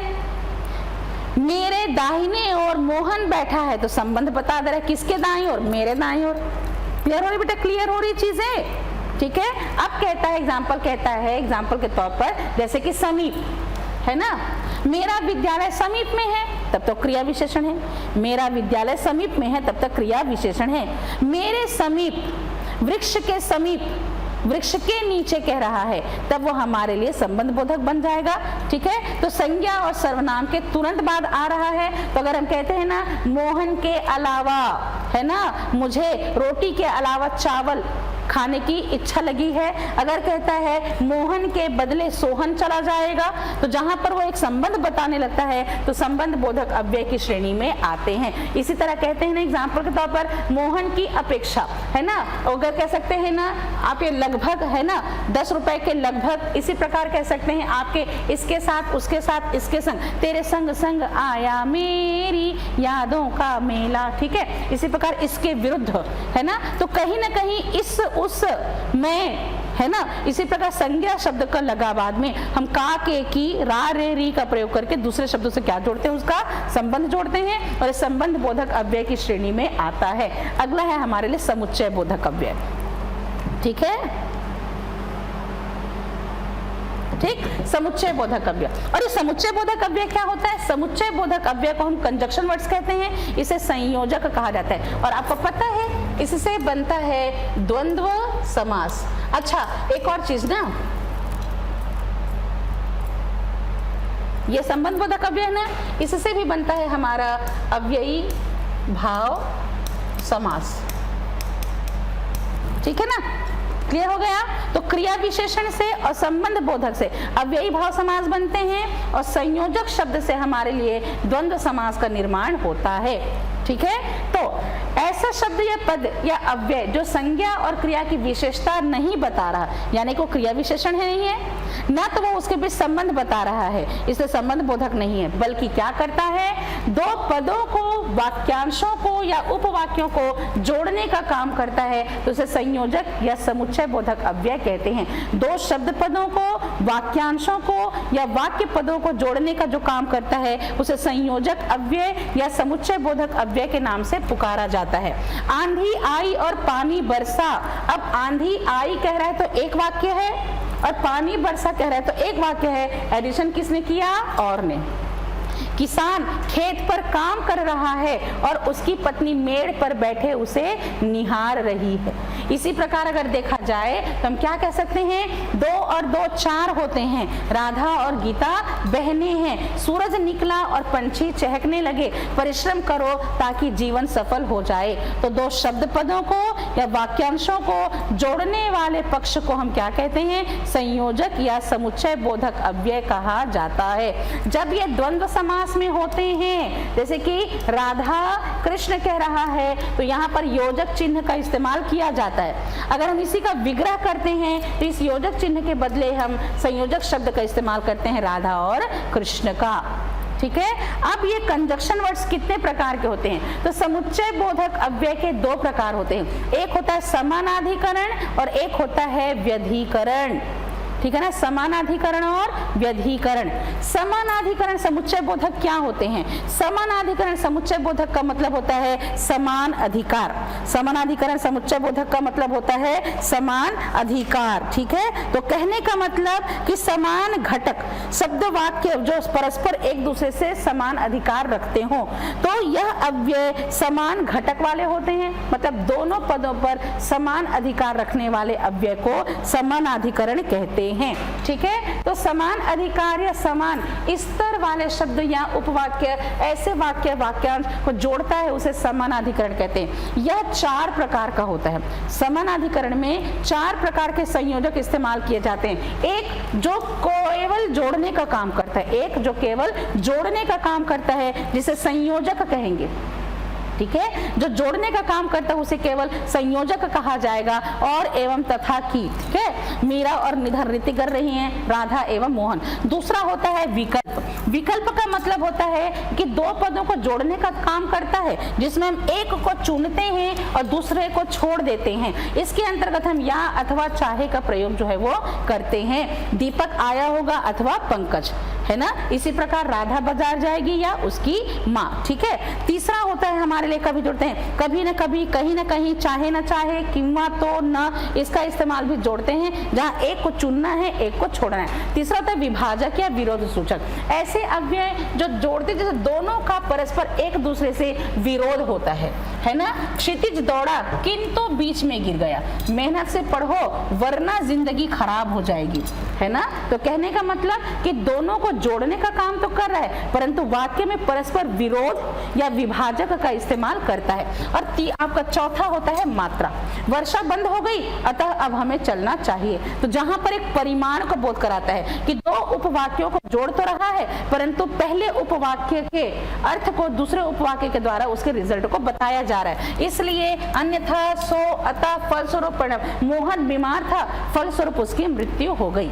वर्षा बंद हो गई अतः अब हमें चलना चाहिए। गाड़ी छूट गई इसलिए मोहन स्कूल नहीं जा सका। ठीक है, इसके अलावा देखा जाए तो दूसरा है व्यधिकरण। व्यधिकरण का मतलब क्या होता है? एक या अधिक आश्रित उपवाक्यों को प्रधान वाक्य से जोड़ने वाला, एक या आश्रित उपवाक्यों को प्रधान वाक्य से जोड़ने वाला। तो जब हम मिश्र वाक्य बनाते हैं, जब हम संयुक्त वाक्य बनाते हैं, तो व्यधिकरण समुच्चय बोधक का प्रयोग किया जाता है। तो जहां पर हम एक या उससे ज्यादा वाक्यों को जो आश्रित है उनको मुख्य वाक्य से जोड़ने का काम करते हैं, तो वहां पर हमारे लिए व्यधिकरण उपवाक्य होता है। यह मुख्य वाक्य और आश्रित उपवाक्यों को जोड़ने का काम करता है। शिक्षक ने कहा कि परिश्रमी छात्र ही सफल होते हैं, है ना। तो यहाँ पर जोड़ने का काम किया कि ने। हमें दूसरे की सहायता करनी चाहिए ताकि समय पर वे भी हमारी सहायता कर सके, और इस आधार पर कभी कारण बताने के लिए, कभी उद्देश्य बताने के लिए, कभी संकेत बताने के लिए, कभी उसके रूप को बताने के लिए हम उसे व्यधिकरण के तौर पर तोड़ते हैं। ठीक है ना। इसे हम हेतुवाचक या कारक बोधक भी कह सकते हैं। इसे हम हेतुवाचक या कारण बोधक भी कह सकते हैं। ठीक है ना। इसी प्रकार अगर आपके इस्तेमाल हो रहे हैं तो सभी हमारे लिए आपके इस्तेमाल किए जाते हैं। अब जैसे इसी का प्रयोग जैसे कि और अगर कहते तो प्रयोग, अब रचना की दृष्टि से क्या होते हैं? ऋण, समुच्चय बोधक और यौगिक। रचना की दृष्टि से और, एवं, की, इसमें कोई परिवर्तन नहीं होता, लेकिन यौगिक में क्या होता है कि परिवर्तन, क्योंकि, यद्यपि, हालांकि, इसमें परिवर्तन देखने को मिलते हैं। इसके प्रयोग कैसे किए जाएंगे? जब हम इसका कहते हैं कि जैसे कि राधा और गीता, राधा और गीता, इसमें कोई भी प्रकार का विकार उत्पन्न नहीं हुआ। ठीक है ना। अब यद्यपि कहता है तो यदि अपि से क्या बना हमारे लिए? यद्यपि, मतलब 2 चीज जुड़ गई है ना। उसी प्रकार क्योंकि कह रहा है तो क्यों शब्द में की जुड़ गया है। ठीक है ना, तो यौगिक हो गया। इसके प्रयोग देखिए, तो प्रयोग के आधार पर अगर हम कहते हैं और, अगर कहता है तो ये संयोजक के तौर पर प्रयोग करता है कि मोहन और सोहन, तब ये संयोजक के तौर पर इस्तेमाल हो रहा है। कभी कभी सर्वनाम और की क्या जरूरत थी, कभी कभी विशेषण और काम मत दो, और कभी कभी क्रिया विशेषण और पढ़ लो। तो कहीं ये आपके संयोजक शब्द है और हर जगह इसके अलग अलग प्रयोग देखने को मिलते हैं। अब अगर हम छोटे की बात करते हैं, छोटे की बात करते हैं तो ये एडिशन है। मोहन कहता है कि वह जाना चाहता है तो वाक्य को जोड़ रहा है। मोहन कहता है कि वह जाना चाहता है तो वाक्य को जोड़ रहा है। अब इसी प्रकार विभाजक, तुम जाओगे कि नहीं, ठीक है। इसी प्रकार कारण है, वह मेहनत करता है कि वह सफल हो सके। इसी प्रकार उद्देश्य है, वह मेहनत करता है कि देश की प्रगति में सहायक हो सके।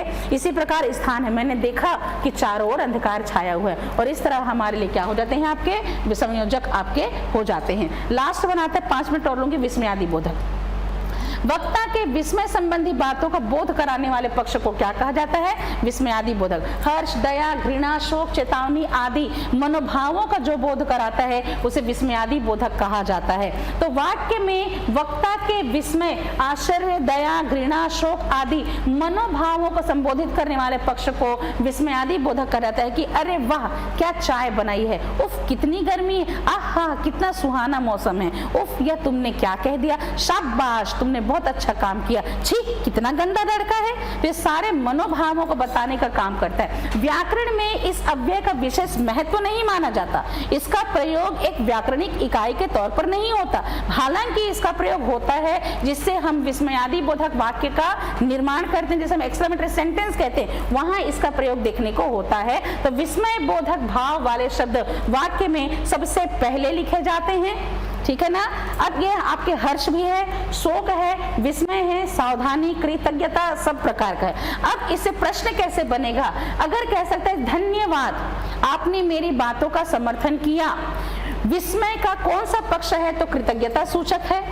अगर कह सकता है क्या तुम कह रहे हो, अगर कहता है तो विस्मय सूचक है। ओह उसके पिताजी दुनिया में नहीं रहे तो शोक सूचक है। अगर कहता है ठीक मैं काम कर दूंगा तो अनुमोदन बोधक है। अगर कहता है अरे जरा मेरी बात तो सुनो तो संबोधन सूचक है ना। तो वक्ता के मनोभावों का अगर बोध करा रहा है तो उसे हम क्या कहते हैं? विस्मयादि बोधक, ठीक है। तो वक्ता के मनोभावों का बोध कराने वाले को विस्मयादि बोधक। तो आशीर्वचन भी होता है, भय बोधक भी होता है, क्रोध है, हर्ष, दया, घृणा, चेतावनी, और कहता है चेतावनी सावधान 2 कदम भी आगे मत बढ़ाना, और घृणा कहता है छी निकल जाए यहाँ से, है ना। तो सारे मनोभावों को संबोधित करता है। और इसकी खासियत होती है कि हम क्या करते हैं, इसकी खासियत होती है कि हम इसे समझ भो सुरेश, ठीक है ना। इसी प्रकार हम कह सकते हैं हे बालक, ठीक है ना। इसी प्रकार कह सकते हैं उफ कितनी गर्मी है, उफ कितनी